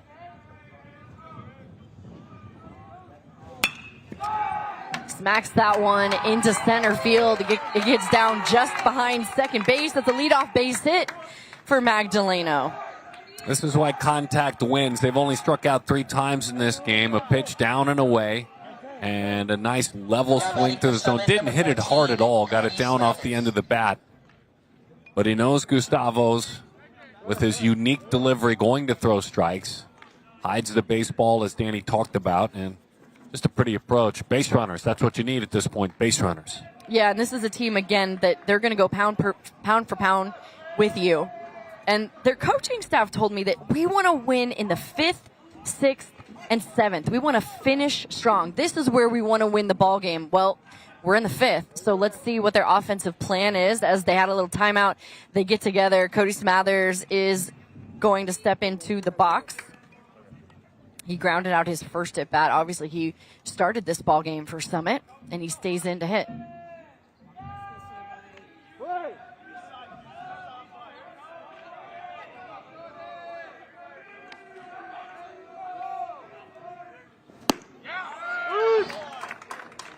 On the third base side, Nathan Kang playing actually on the cut of the grass, if it were grass, really playing tight. He's not anticipating a bunt, but boy, is he playing close.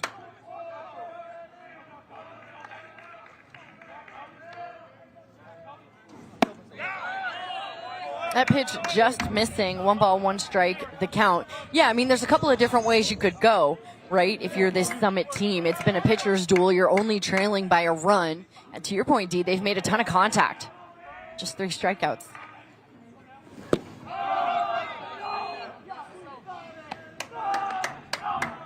And I think defensively what Kang is saying with that play is, I anticipate in this situation that you're going to hit the ball to the bigger part of the field. I'm going to knock something down, though. If you pull the baseball, you're not going to hit it hard.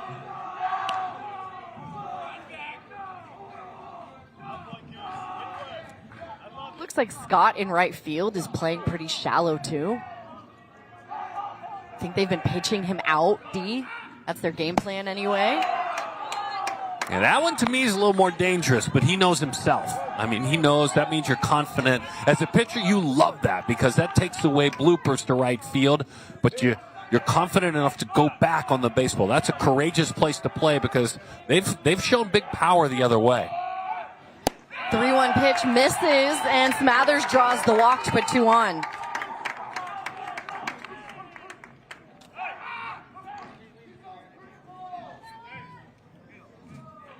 Now batting for Summit, number 2, Noah Garcia. They like to finish ball games strong. Well, they're headed towards the home stretch. The Skyhawks are. The 9-hole hitter, Noah Garcia, is up to bat with 2 guys on. No outs in the bottom of the 5th. Now I'd look for a bunt. And I think Servite's going to anticipate it as well.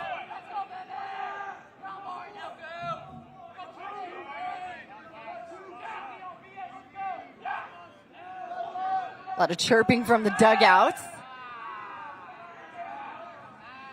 Gutierrez steps off. With an all-turf situation, including out in front of the plate, when you drop that baseball down, it's going to have a little bit more firmness to the movement once it gets going. So you really have to deaden it on that turf. Yeah, and Garcia kind of showed his cards there right at the end. Started to square around, so... That's why you pick. That's why you picked a good sight, Danny, by you, because that's why you do it.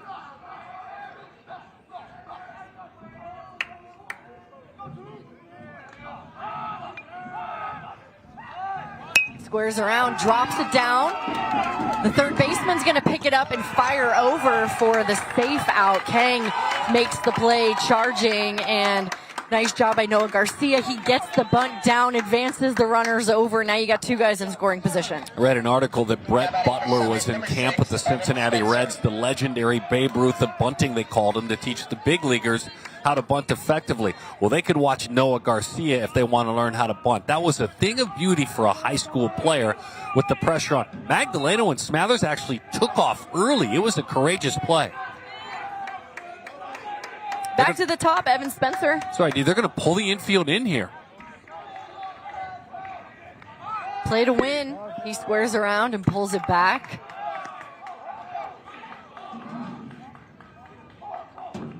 Again, where that's gutsy is that you shorten things up. Ground balls will sneak through. The batting average goes up. Bloopers will die. So to pull the infield in here and not give up that 1 run, you could give up 2. It's gutsy. To their credit, the defense has been really good this afternoon on both sides.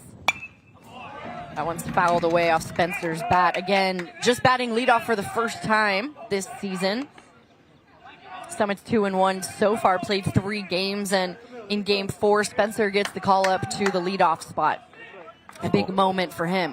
One of the reasons defense has been good, the point Danny's making, folks, is these pitchers are throwing strikes. And I know it's old school to say that, but it's simple and it makes sense. If your pitcher is engaging the hitters, the defenders are more engaged. Just missing outside for a ball. 2-1 the count. Spencer hit a hard line drive to second base in his last at bat. And there's been a ton of contact with this Summit offense. This is the first inning they've had a chance to really get something going. There's just 1 away in the 5th.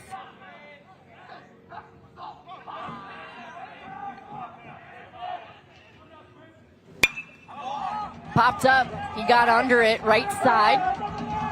Scott comes in. They're going to draw the throw. And really nice job by Scott to get the ball in. Keep the runners where they are. There's 2 away. Danny noticed last batter that Scott was playing shallow. They were comfortable with him being there, knowing he can go back on the baseball well. Well, he was in the perfect spot to take 3 or 4 jog steps in. And then all you're doing there is just hitting the cutoff man, especially with turf to work with. It's your friend. He hit the cutoff man. Nice defensive play. 2 away for Sammy Lopez. Lopez walked in the first. Grounded to second in the third.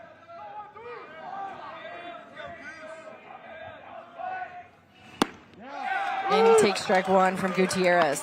Infield in the middle, drops back to the traditional spot. Don't think that's a little bit of an in-your-face decision, too, to put pressure on the hitter when you pull that infield in. Kind of a point-counterpoint play there.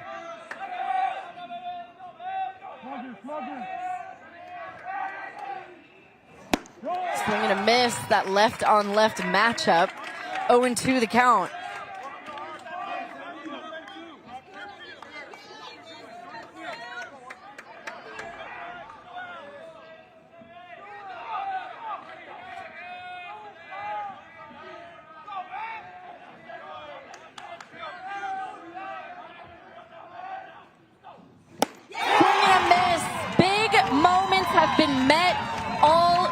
that long. Gustavo Gutierrez with 2 runners on gets the big strikeout. Traffic on the bases, no problem for him. This defense, this game has been so good. What a treat it is. It's still a 1-0 ball game. Servite on top as we head to the 6th.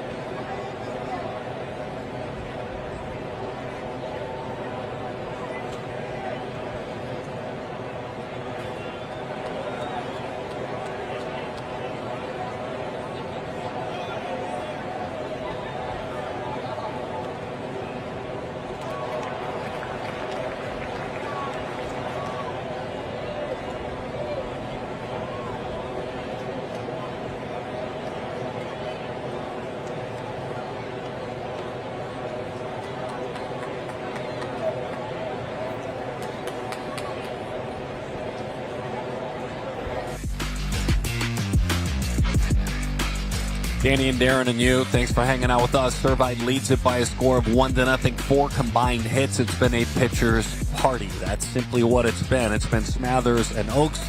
It's been Quan and Gutierrez. And I tell you what a fun moment that was to end the last inning, as the first pitch is a strike to our leadoff hitter, Miles Scott. Because I think, Danny, what made it such a big strikeout and a big pitch from Gutierrez, I think everyone was looking for something down, a breaking ball down to get that swing and miss. Because even if there's contact on a pitch down, it's on the ground. Instead, it was a gutsy, elevated fastball, and he got the chase. I've been really impressed. I love defense. It's one of my favorite parts of the game, and both of these teams have played sparkling defense. That continues by Magdaleno in right field. Trotted in, looking into the setting sun, and makes the play, setting off to his left anyway. A mile high Miles Scott is erased. Austin Boatwright is 0 for 2. He grounded out to third, and he flied to center field.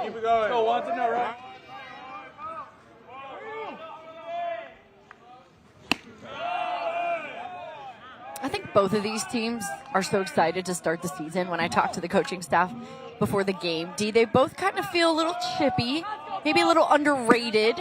And these players, when we were talking about Dylan Harrison, maybe feel like they don't get enough attention. Maybe there aren't as many commits on these teams yet, but this is fantastic baseball. This is my favorite kind of baseball, and these guys could play anywhere in the country if they keep playing like this. Yeah, pitching and defense is engaging. It's fun. It's fun seeing athletes athletic in the field. It's fun seeing pitchers challenge hitters and not nibble around the zone. And to be fair, as that one misses up and away, because of the wind coming into play in a couple of times, the hitters that have engaged have hit the baseball hard. I mean, it's been good, loud contact in this game as well. And when needed, an at-bat like that, just enough patience and drawing a walk. It's been pretty darn clean for Ryan Oaks. Yeah, he came in to relieve Cody Smathers. He's done a really good job so far. A ton of ground outs in this one, but they get the base runner now, and this is a big deal. Servite just has a run. They're trying to add to it. Let's go, Rube, they say from the dugout. Eli Rubel, the designated hitter, takes strike one. One of the younger guys in this lineup. It's a lineup full of seniors. There's one sophomore at the bottom, and then you got Eli Rubel.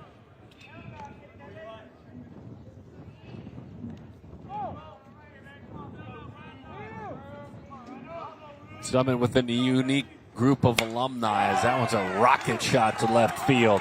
Will roll all the way to the corner and all the way to the wall. Boatwright touches third. He'll stop there. It's a couple of bases.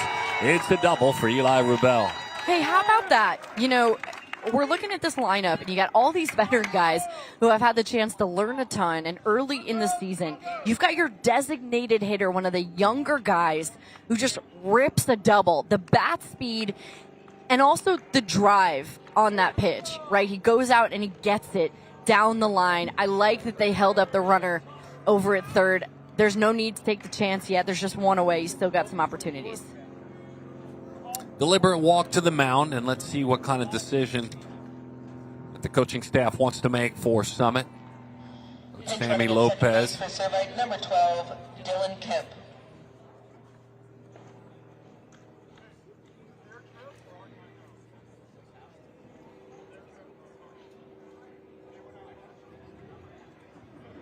Long, deliberate conversation. I don't think he's buying time, but we'll wait and see. And an unchallenged conversation. Hey, by the way, if you're watching on your laptop, don't do that anymore. Get the PG app on your smart TV. It's accessible. It's user-friendly. Let's say you're looking for your favorite player at a local high school. There's features on that athlete, video about that athlete. But again, all the live programming you want, documentaries, 100-plus live events this year, high school, travel ball, junior college, college level. 24/7 devoted to amateur baseball. Brand new Perfect Game Weekly comes your way every week on Perfect Game TV. Get the app, QR code, do it. Servite unloading with some different athletes. Jack Cogan. Cogan is the pinch hitter, number 5 on that jersey. And Dylan Kemp is running. Dylan Kemp running out at second. Colorato at third, looking into the sun. Fires to the plate. Safe at the plate. A gorgeous slide to by Boatwright. He's in there with a big second run. Garcia took a chance but couldn't get it. It doesn't get any closer than that. The defense from Garcia all game long has been exceptional. You can't make a better throw than that. And Stewart applies the tag perfectly. There's just a little bit more speed there from Boatwright on the bag. Look at that play. Hangs onto the ball, too. You really can't do it any better. But hats off to Boatwright. Now batting for Servite, number 6. Contact is your friend. There's some action in the bullpen. Jack Cogan, by the way, makes his home in Orange, California. SoCal Birds. Mike Cosgrove is coach. As he's out there at first with a big second run RBI, the son of Matt and Steph Cogan. Yeah, looking at a safety squeeze that time and pulls the bat back a long ways down the line came Kemp. Kemp at third. Cogan at first. Dylan Kemp, by the way, the runner from Tustin, California. He's next level baseball for Michael Torres. Watch him try to draw the throw here. I know Figueroa squaring around there, but this is a great opportunity to try to make something happen for Servite. You have runners on the corners, just one away.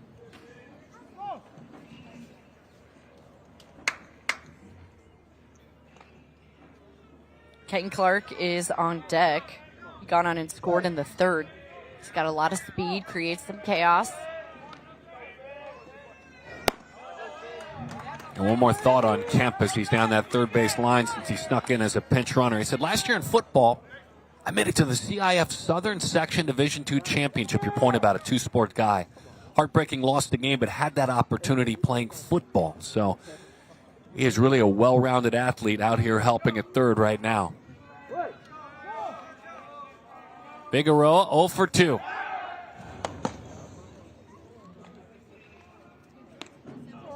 I'm going to guess that this Summit defense works really hard at their pickoff plays. You've got Stewart, who's back picking behind the plate, and their pitchers who feel very comfortable with Connor Crawford at first.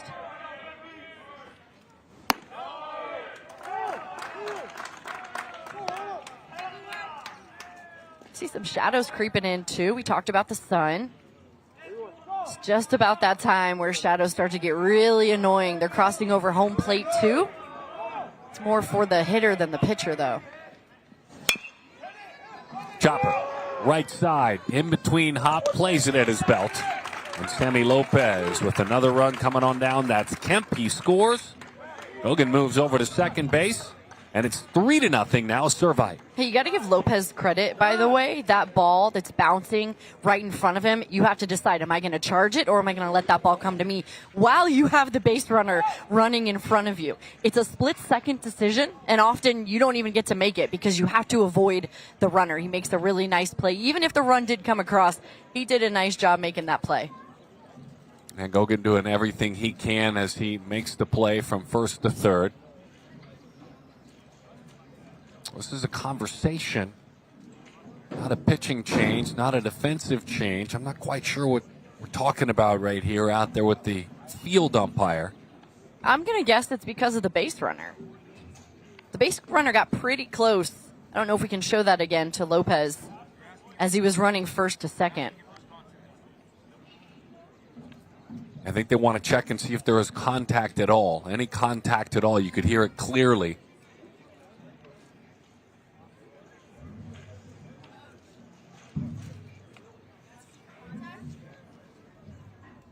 You asked him, D, what he said. Yeah, he's asking for contact. Yeah, it was a really close play. And that would be interference. The defender has a right to the ball. Yep, they get together, and that's what they saw. And now, of course, there's going to be understandable disappointment from Sean Gilbert.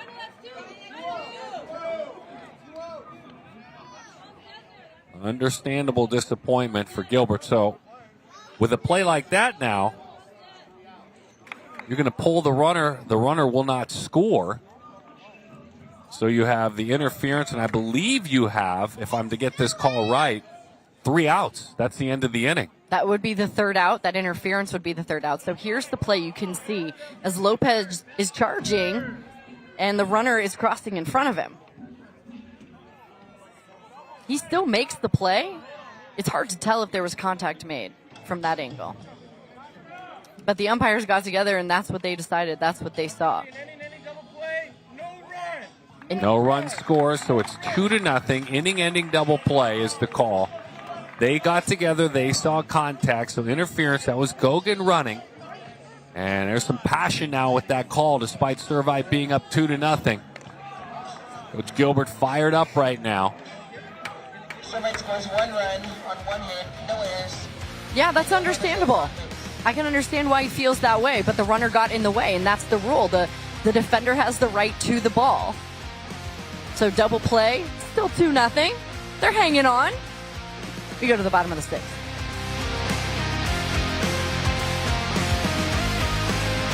First, it was just a team. Now I can't imagine my life without them. That coach changed our son, on the field and off.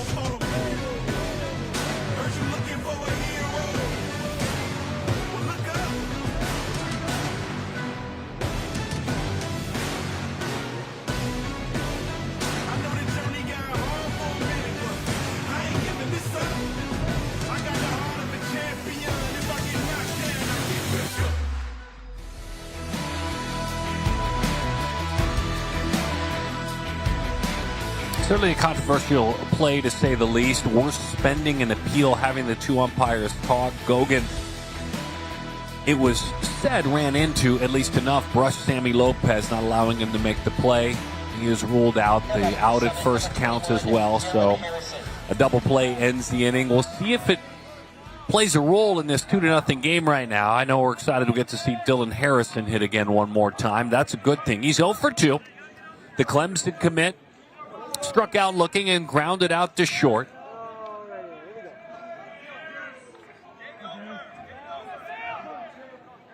Number 26 ranked right-handed pitcher in the country as he rockets that one toward the alley in right center field. Dylan down for a base hit. Quick hands right through the zone. It felt like he took something personally. He just took something out on that baseball. and hit it into the outfield to get his team going. I like the leadoff hit. I like the aggression. Don't wait around because Gustavo Gutierrez has great stuff. You don't want to wait around to see the junk. Nice job by him. Figured this would happen. David Kelly will hop out there and run. So your star player starts it off with a base hit. Now batting for Summit, number 3, Isaac Castanon. Isaac Castanon with David Kelly running. David Kelly makes his home in Fontana. Would love to go to San Diego State someday. Right now, he's a big run out there with his team trailing by a score of 2-0. 1-0 the count to Isaac Castanon. Walked back in the first inning, grounded out to second in the fourth.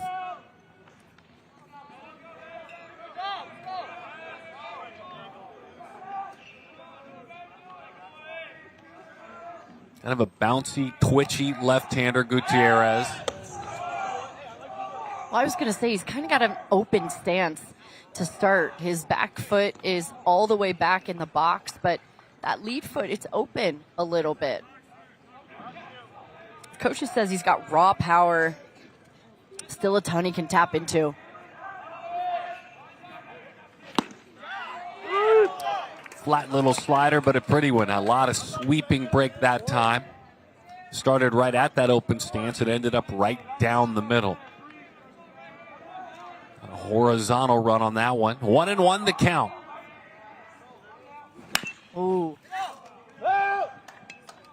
And if you're the left-hander, to Danny's point, she's talking about that open stance. It eventually has to come close to hit. And I think the thought there with Gutierrez is, see if you can handle my fastball in, because I'm coming in and I'm going to try and meet your closing stance simultaneously. And it's tough in that case then to keep the ball fair. You saw it that time.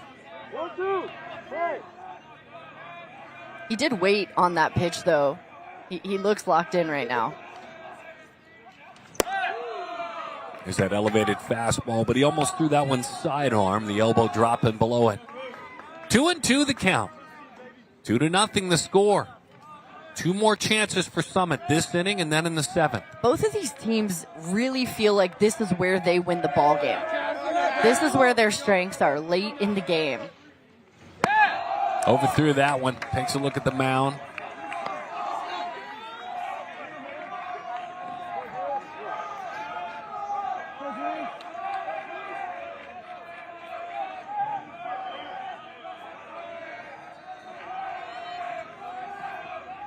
Servite High School left-hander. Fires it. Didn't get the commitment. He did not go around that time. That is ball 4. You know, he's done a really good job of getting those ground outs, the fly outs, letting his defense work for him, but he hasn't really been able to get a lot of swing and miss from these batters for Summit. And to me, at the end of the game, that feels key. And the biggest one was that strikeout he got to end the last inning when he got Sammy Lopez on an elevated fastball with a couple of runners out there. And Did a really great job. He's going to need to lean on his teammate now to do the same thing. This bullpen's been really good, both of them, both Oaks and Gutierrez. Obviously, it's a 2-0 game, so both relievers have done an outstanding job. And so Shane Wendler now will go to work. First inning.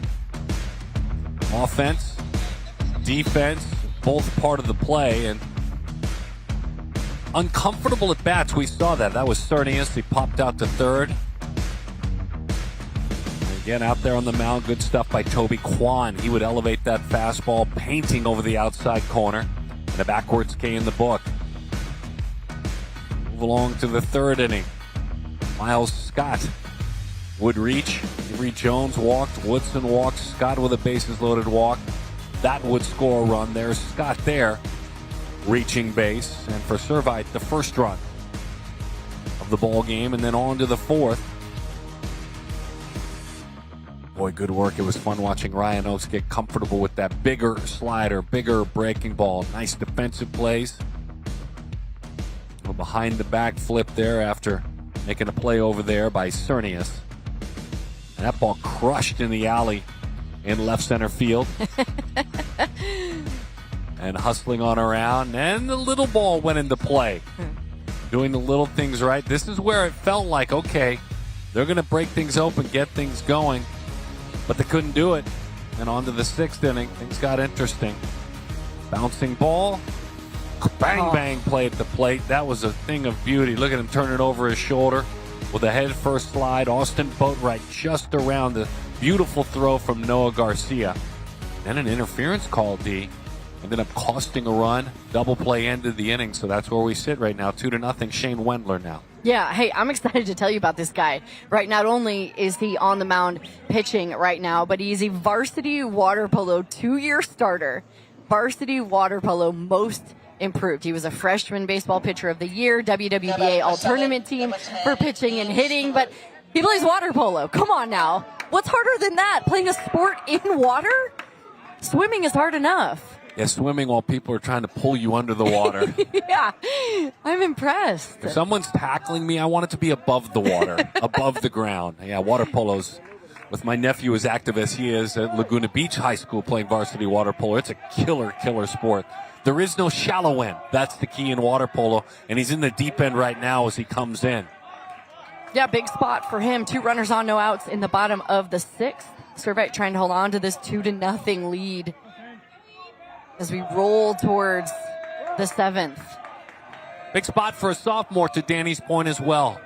Plays a couple of sports, taking a long look in, trying to get on the same page with Matthew Figueroa. They'll run a bunt defense, and nothing doing. Stewart, the 5-hole hitter, singled and lined out to short. I don't know if he's going to be bunting.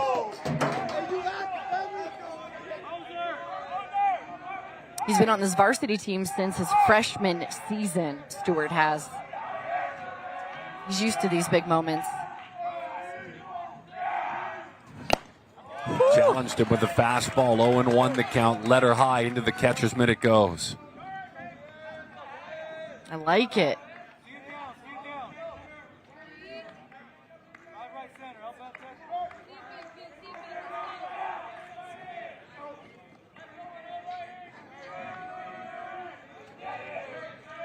Wendler deliberate. Breaking ball misses outside. There's a lot that moves fast. You can talk about water polo being one thing, but you come in as a pitcher, you're just a sophomore. You got to know the bunt defense. You have to know what to do when you get that sign. Right away, you are really challenged. The mind is challenged as well as the body. 1-1 on the corner. Extended just a bit, 1-2. So if I'm him, I'm going right back out there. If that's a strike, I'm going there again. Maybe a little further. I wanted to show you, D, real quick. Woodson here at short, battling that sun you were talking about earlier, using his glove to shield his eyes. No sunglasses for him. Still no sunglasses. Yeah, he fought that line drive that Stewart hit last time up, and here you got the same hitter, and that sun is now, as you said, lower, like right at the line of sight. Where it gets tough, and we saw it at Corona on the other side of the field on a high bouncing ball. You could lose a high bouncing ball in the sun. 2-2. He went back out there, and it's lifted. Well struck. Toward left center field. Toward the warning track. Toward the wall. Just shy of that wall. And Avery Jones has enough room. He just missed that one. Hey, what I love about what Jones just did there is the way that he tracked the baseball. Great first step, great route that he took. He's battling the sun too back there, and he reels it in right at the wall. That's not an easy play to make, and then you see he's able to throw it in. He hits his cutoff man, and both runners stay put. For Summit, number 5, Tyson Lowe. Tyson Lowe gets the call to pinch hit here. Come on, T. Lowe, they holler from the bench. Lowe is senior, big, strong, 6'3", 220.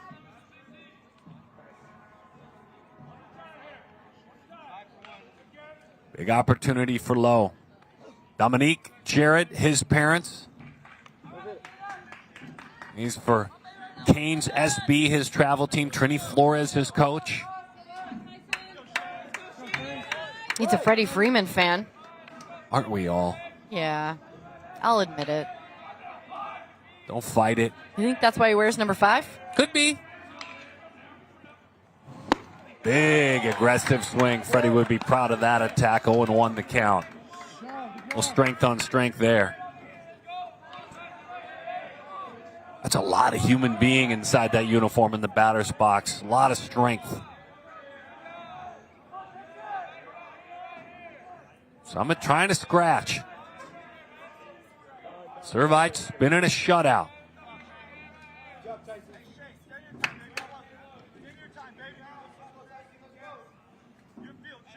Hey, by my count, I only see a hit given up, too. One hit? You got more than that? Nope. Two. 2 hits. It's pretty good so far.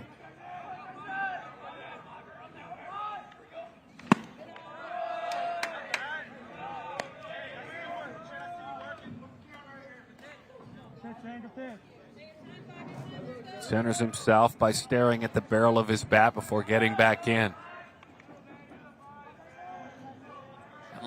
Looks like a young Eduardo Perez, our good friend Eduardo Perez, back in his playing days.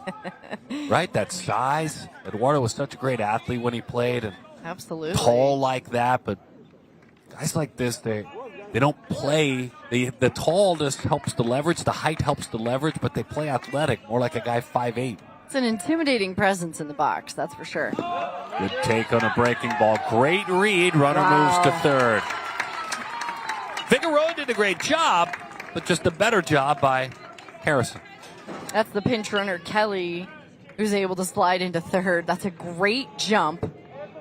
Summit needs every extra 90 they can take, and that is heads-up baseball.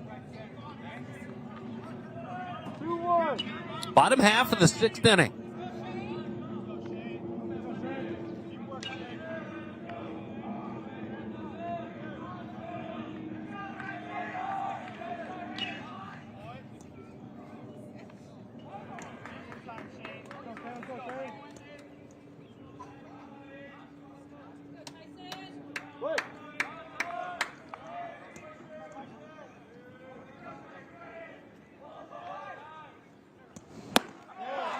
Challenge. 2-2. That's his best pitch. I know he can't keep going back to the well, but that's a really good pitch. To Danny's point, she made it earlier, that sun is really in play. Both shortstop and third baseman shielding their eyes with the glove as the pitch comes home. 2-2, lifted left field, down for a base hit. It's a 2-1 game. He got it off the end of the bat. Big reaction at first.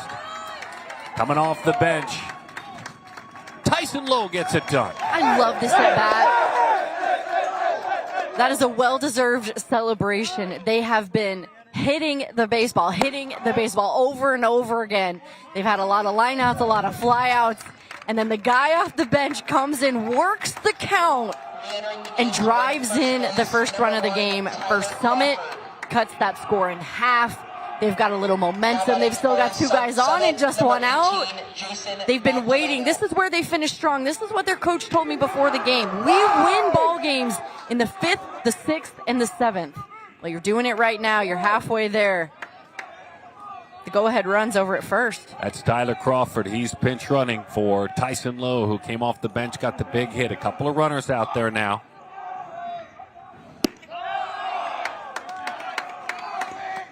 Aston on is at second. Crawford is at first. Jason Magdaleno. They're going to pinch run. Another pinch runner. Let's see.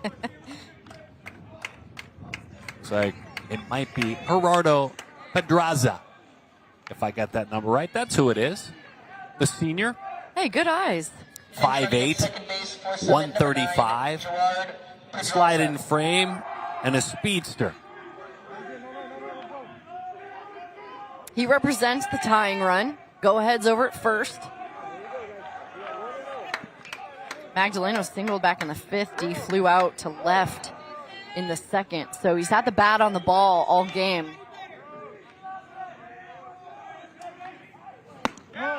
Right down the middle, 1-1 the count.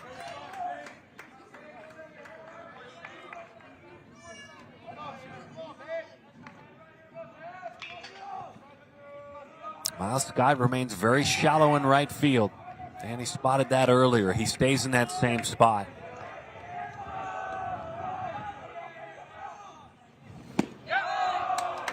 I kind of like it, though, right?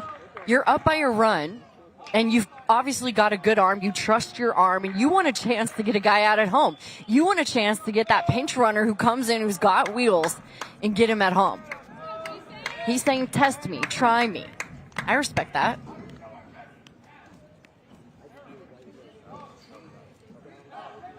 This game has kind of been dumped into the molasses just a little bit and slowed down. Everything has become deliberate. I think we went from checkers to chess. Yes, we did. 2-1.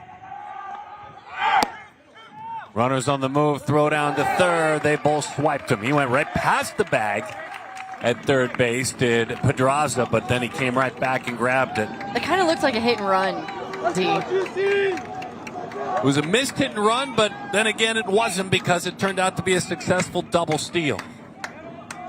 That's exactly what it was. And that's well executed, by the way, by Magdaleno, right? Even if you can't hit the baseball, you got to swing at it. You got to protect your base runners, and he did that perfectly. So the infield drawn in. And not only is the infield drawn in, but again, on the left side of that infield, they are battling the sun. It is just about to sneak behind the bleachers and trees, but it's not there yet. It's the most annoying time when it strikes your eyes like that. It's blinding. Yeah, that's what they're looking at on the infield right now, so it's doubly tough. Here we go. Left a breaking ball up. It's popped up, but it's foul. Well, he got away with that one.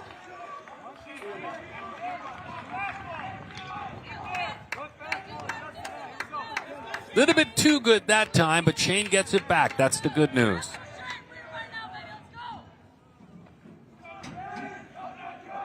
Figueroa's done a nice job behind the plate, too. This is a big moment for him. You've got to trust your guy, right? You don't want to run to score with a passed ball. All the elements in play in this one. Wind and sunshine. 2-2. Good pitch just below the knees, outer half. But with 2 strikes, it's spoiled by Magdaleno. It's a good at bat.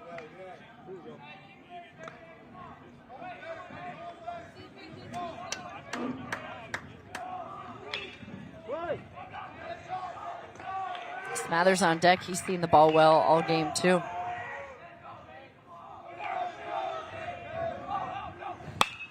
Goes out and gets it, pops it up left side. Long run. Down the line. That one drops in. A fair ball all the way around, and we are tied. A pulled Texas leaguer.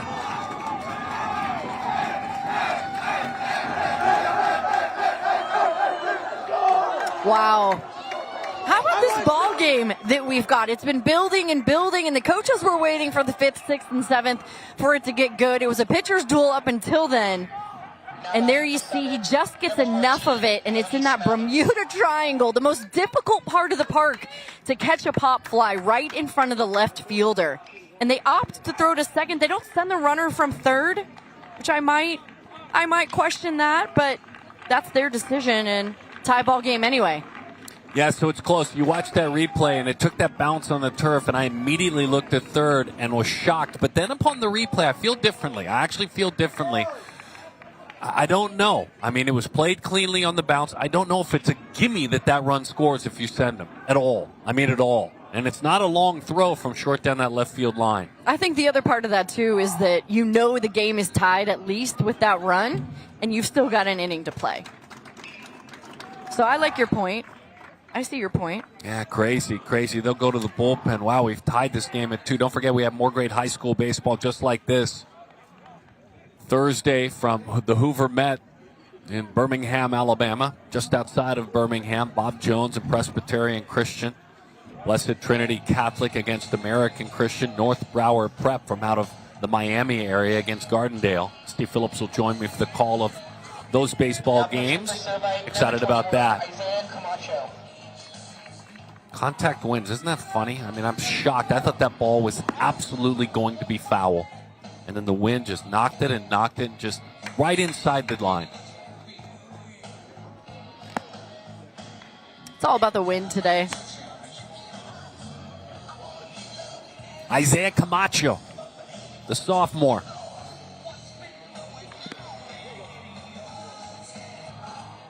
Big chance for Isaiah here just to keep it right exactly where it's at. Well, this is where you want him. You've got two runners in scoring position, just one out. There's a new arm on the mound. There's a chance to take advantage of that, right? His prerogative is to come in, throw strikes, and get his team back to the dugout and keep it a tie game. So his awarenesses are in a different place than if he had been in this game longer, right? He's just coming in and trying to get back to the dugout quickly. So I do think that the advantage right now is in the Skyhawks' hand. Cody Smathers is the batter. He walked his last at bat.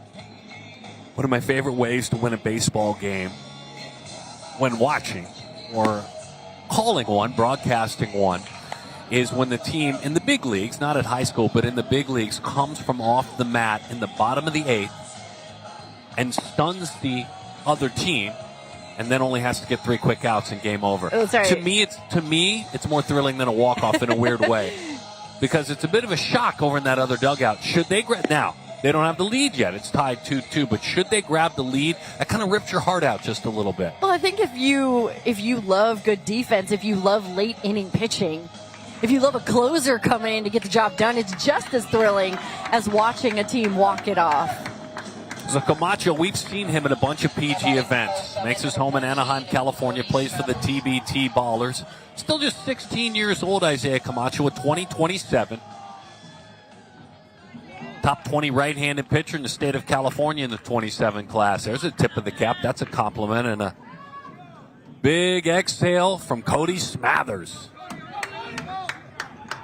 Trying to play the role of hero. That sun's still in play a little bit for shortstop Hayden Woodson. Yeah, he's playing pretty close to third base, too. Runners on second and third. Good point Danny makes. He is playing the pull wide open behind the mound. Good sip on that fastball. Strike one. Came in with some giddy up. Camacho feels like their shutdown guy.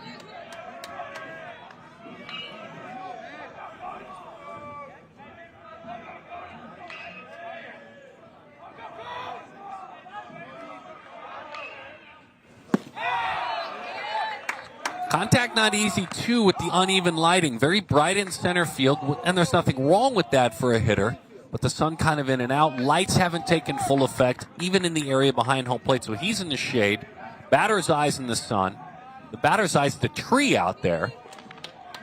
A little bit of depth that you could be hurt as the hitter. That's what he's looking at. Oh, just missed. Right back to the screen it goes. Again, a huge job here for Figueroa. He did a nice job on the pitch before blocking it in the turf.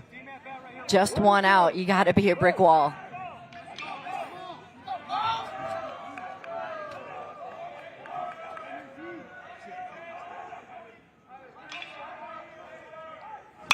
Breaking ball on 1-2, and he's going to get that one back. Left that one spinning center of the plate. And it was more of a protective swing, though, from Smathers.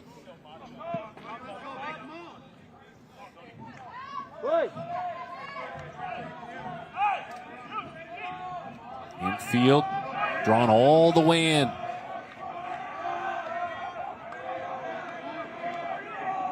One-two. Breaking ball. Spoils it. I like the sequence. I feel like he comes back with the fastball. He's thrown 2 off speeds, back to back. Both fouled out.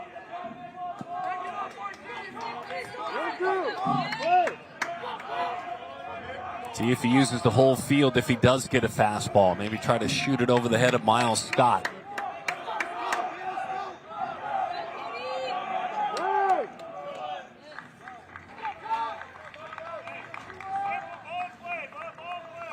And it's not just the infielders, D, that were battling that sun. You can see the runner over at third base. It's right in his eyes. There you go. That's what they're looking at. Great job by our crew. The 1-2. Played on a backhand. That saved a run. Again, you cannot anticipate blocking a fastball, but he just did it.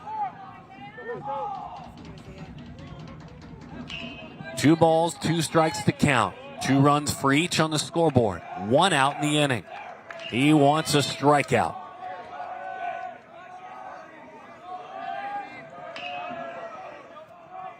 Two. Breaking ball, got him, and hanging on is Figueroa. That's a big league sequence right there. Again, the 3 pitches before, back-to-back breaking balls, fouled off. He goes with the fastball away. Figueroa makes the fantastic block that doesn't allow anyone to advance, and he comes back to get that swing and miss. That is a big league sequence by the young man, Camacho. So they're going to go to the bench again. Jacob Estrada's on the depth chart as a catcher for this Summit team. Jacob gets a chance now. He'll hit for Noah Garcia. Pressure is a privilege, and here is some pressure for both the hitter and the pitcher. To the backstop it goes! Summit takes the lead!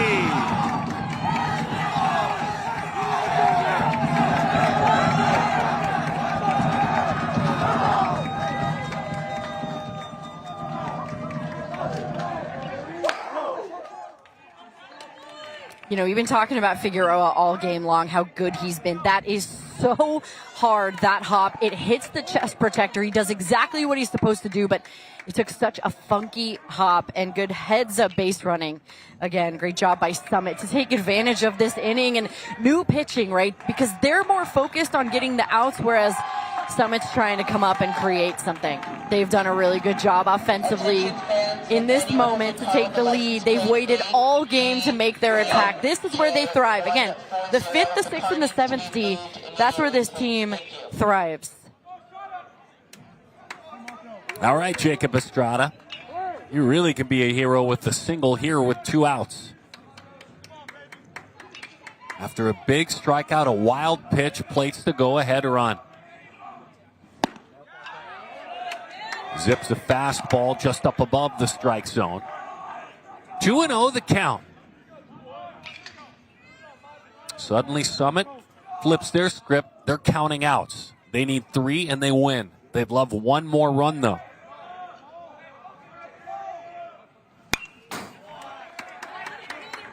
Two and 1. It's been impressive to see the chess match that we've been watching in this game. A lot of pinch running, a lot of pinch hitting, and we've seen some big hits and some big moments from guys who have waited their turn to come off the bench and impact this game. Slightly open stance, holds the bat away from his body, and he rolls that breaking ball foul. Hey, you called this, by the way. Take the lead, the bottom of the 8th, to get your 3 outs. It's a fun way to win a game. Now, they've got to get those 3 outs, and Servite's going to make it incredibly difficult. It's going to go 9-1-2, and we'll see if they hit in that case for Clark or if Clark gets a chance to start it off. Just a fun way to win a baseball game. Breaking ball, fly ball, battling the sun out there, but winning that battle. As Avery Jones, he puts it away, but not before. What an inning it was. 3 runs crossed the plate for Summit. Some timely hitting, some aggressive base running, and 1 big wild pitch.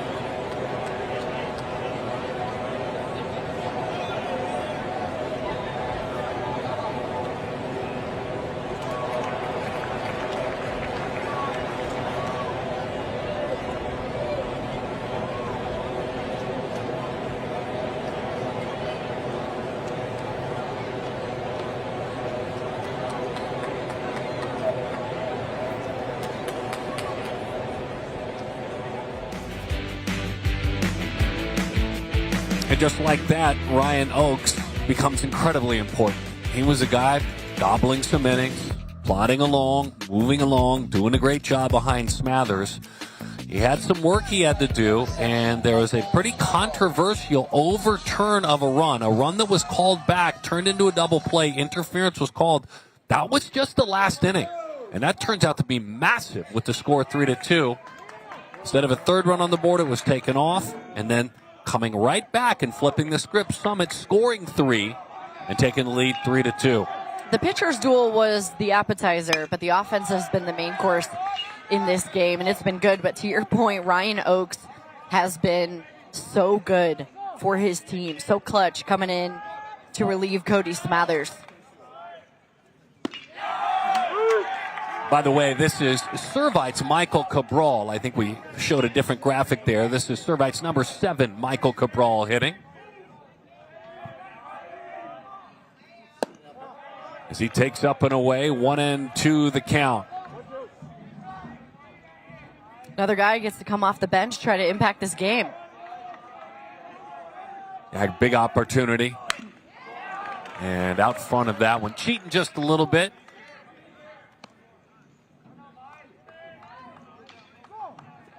Come on, Mike, they say from the dugout.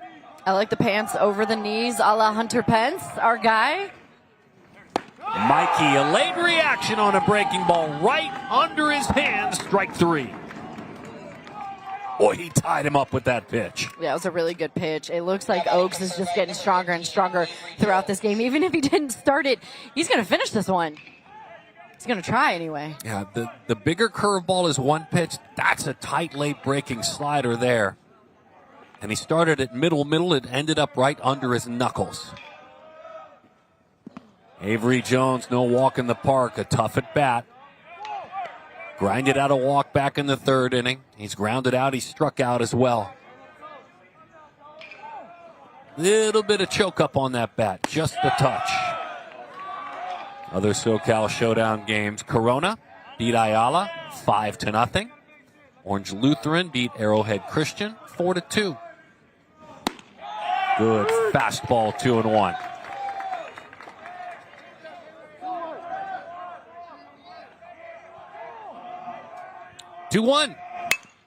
Roller out towards second, fielding, firing, and in time for the out, Sammy Lopez. It's always a close play when Avery Jones is running down the line. He's done a great job defensively in this game, but the defense for Summit, so strong, so accurate, and just 1 out away now from winning this ball game.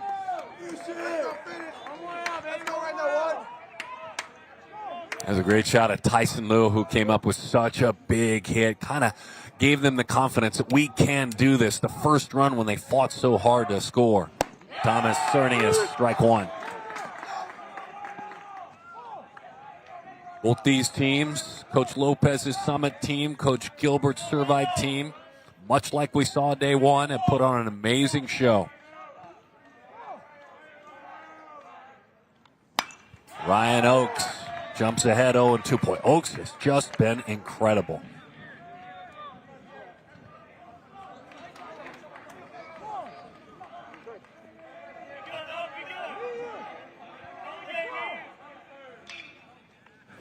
Breaking ball, fights it off the other way. He left it up, and that's exactly what you do. Big aggressive turn there by Cernius. There's your tying run.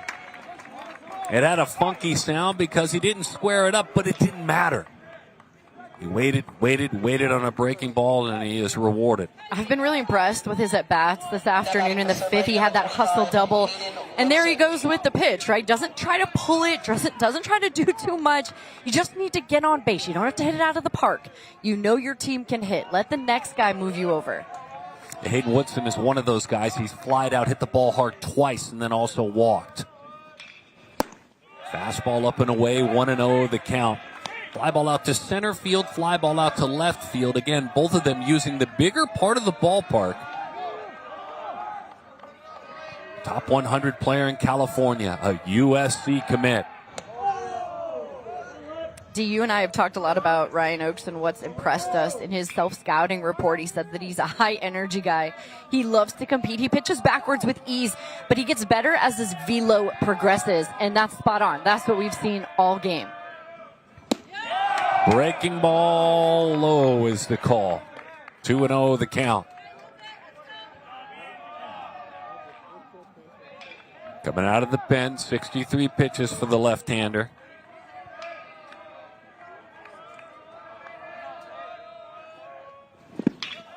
Great block by Stewart.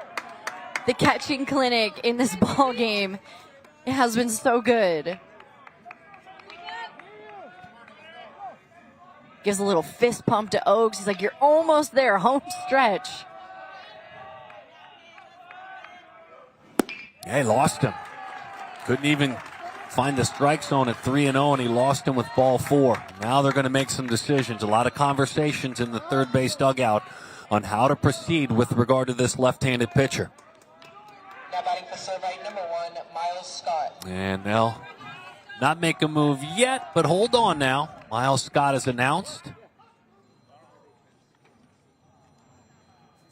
And in a 3-2 game, 1 out away from a victory. Servite will talk offense. And in this case, the visit here, this will allow this left-hander to, if anything, catch his breath. Well, Miles Scott's flown out twice, first to left, then to right. He walked in between those at bats, so he's seeing the ball well tonight. Yeah, I knew the home plate umpire wouldn't wait long this time. He gave them their time early, and I actually don't blame him. Not the at amount all. of time that the amount of time that Coach Lopez has been given for these visits is close to record setting. So Guinness book. Yeah. But it's golden. I mean, it's golden for this left-hander. Now he's caught his breath. They talked about the situation. Golden at golden hour, huh? It is.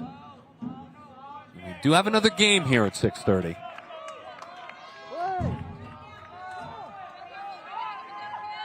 Here we go. Miles Scott. Take strike 1. Hey, how about that? You get a little meeting on the mound, and then you fire in a strike. That's textbook.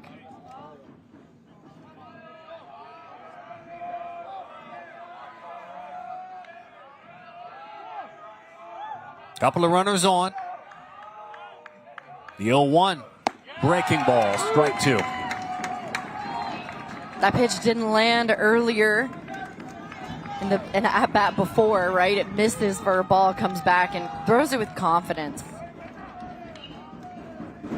The 0-2 snuck a fastball right in there, and that had some giddy up to it. Maybe the best one he's thrown. Right below the knees, and after the breaking ball, it looked a lot more firm than it actually was. 0-2 the count. Got to be ready to block if you're Stewart. The 0-2. And he was. Stewart used his glove, hit it on the ground. He said, I want it low. And that is a testament to Stewart behind the plate. He knows how good he is with that glove. He knows how good defensively he is. And he told his pitcher, trust me, throw it low, I got you. 1-2 the count. Away we go. Swing and a miss. Pops away with the throw. That will do it. And Summit with a come from behind. 3-2 win over Servite. Southern California baseball, Danny, again, flexes. What a wonderful game this was. Yeah, we had a pitcher's duel until we got to the 5th inning. In the 5th, 6th, and 7th, that's when Summit comes up big. That's when Summit does its damage, and that's been a theme early in the season, and they hope that lives throughout. Ryan Oakes, stands out to me in this one, but also the guys off the bench, right? Tyson Lowe coming in, gets their first run on the board, and then it was a pass ball that gives them the lead. But all around, both of these teams playing exceptional early baseball, and it is unmatched here in SoCal. I will give you that, D. We're going to get out of here because St. Augustine and La Mirada is coming up in about 15 minutes from now. So certainly enjoyed the time that you spent with us at this SoCal Showdown, a production team really strong per usual. We're lucky. We get the very best here in Southern California and enjoyed all of the camera work following the game today. Incredible stuff. She's Danny Wexelman. My name is Darren Sutton, and we thank the coaches for both of these programs for helping us answer so many questions. We'll be back in just about 50 minutes at St. Augustine out of San Diego and the home team, La Mirada, right here on Perfect Game TV. See you in a bit.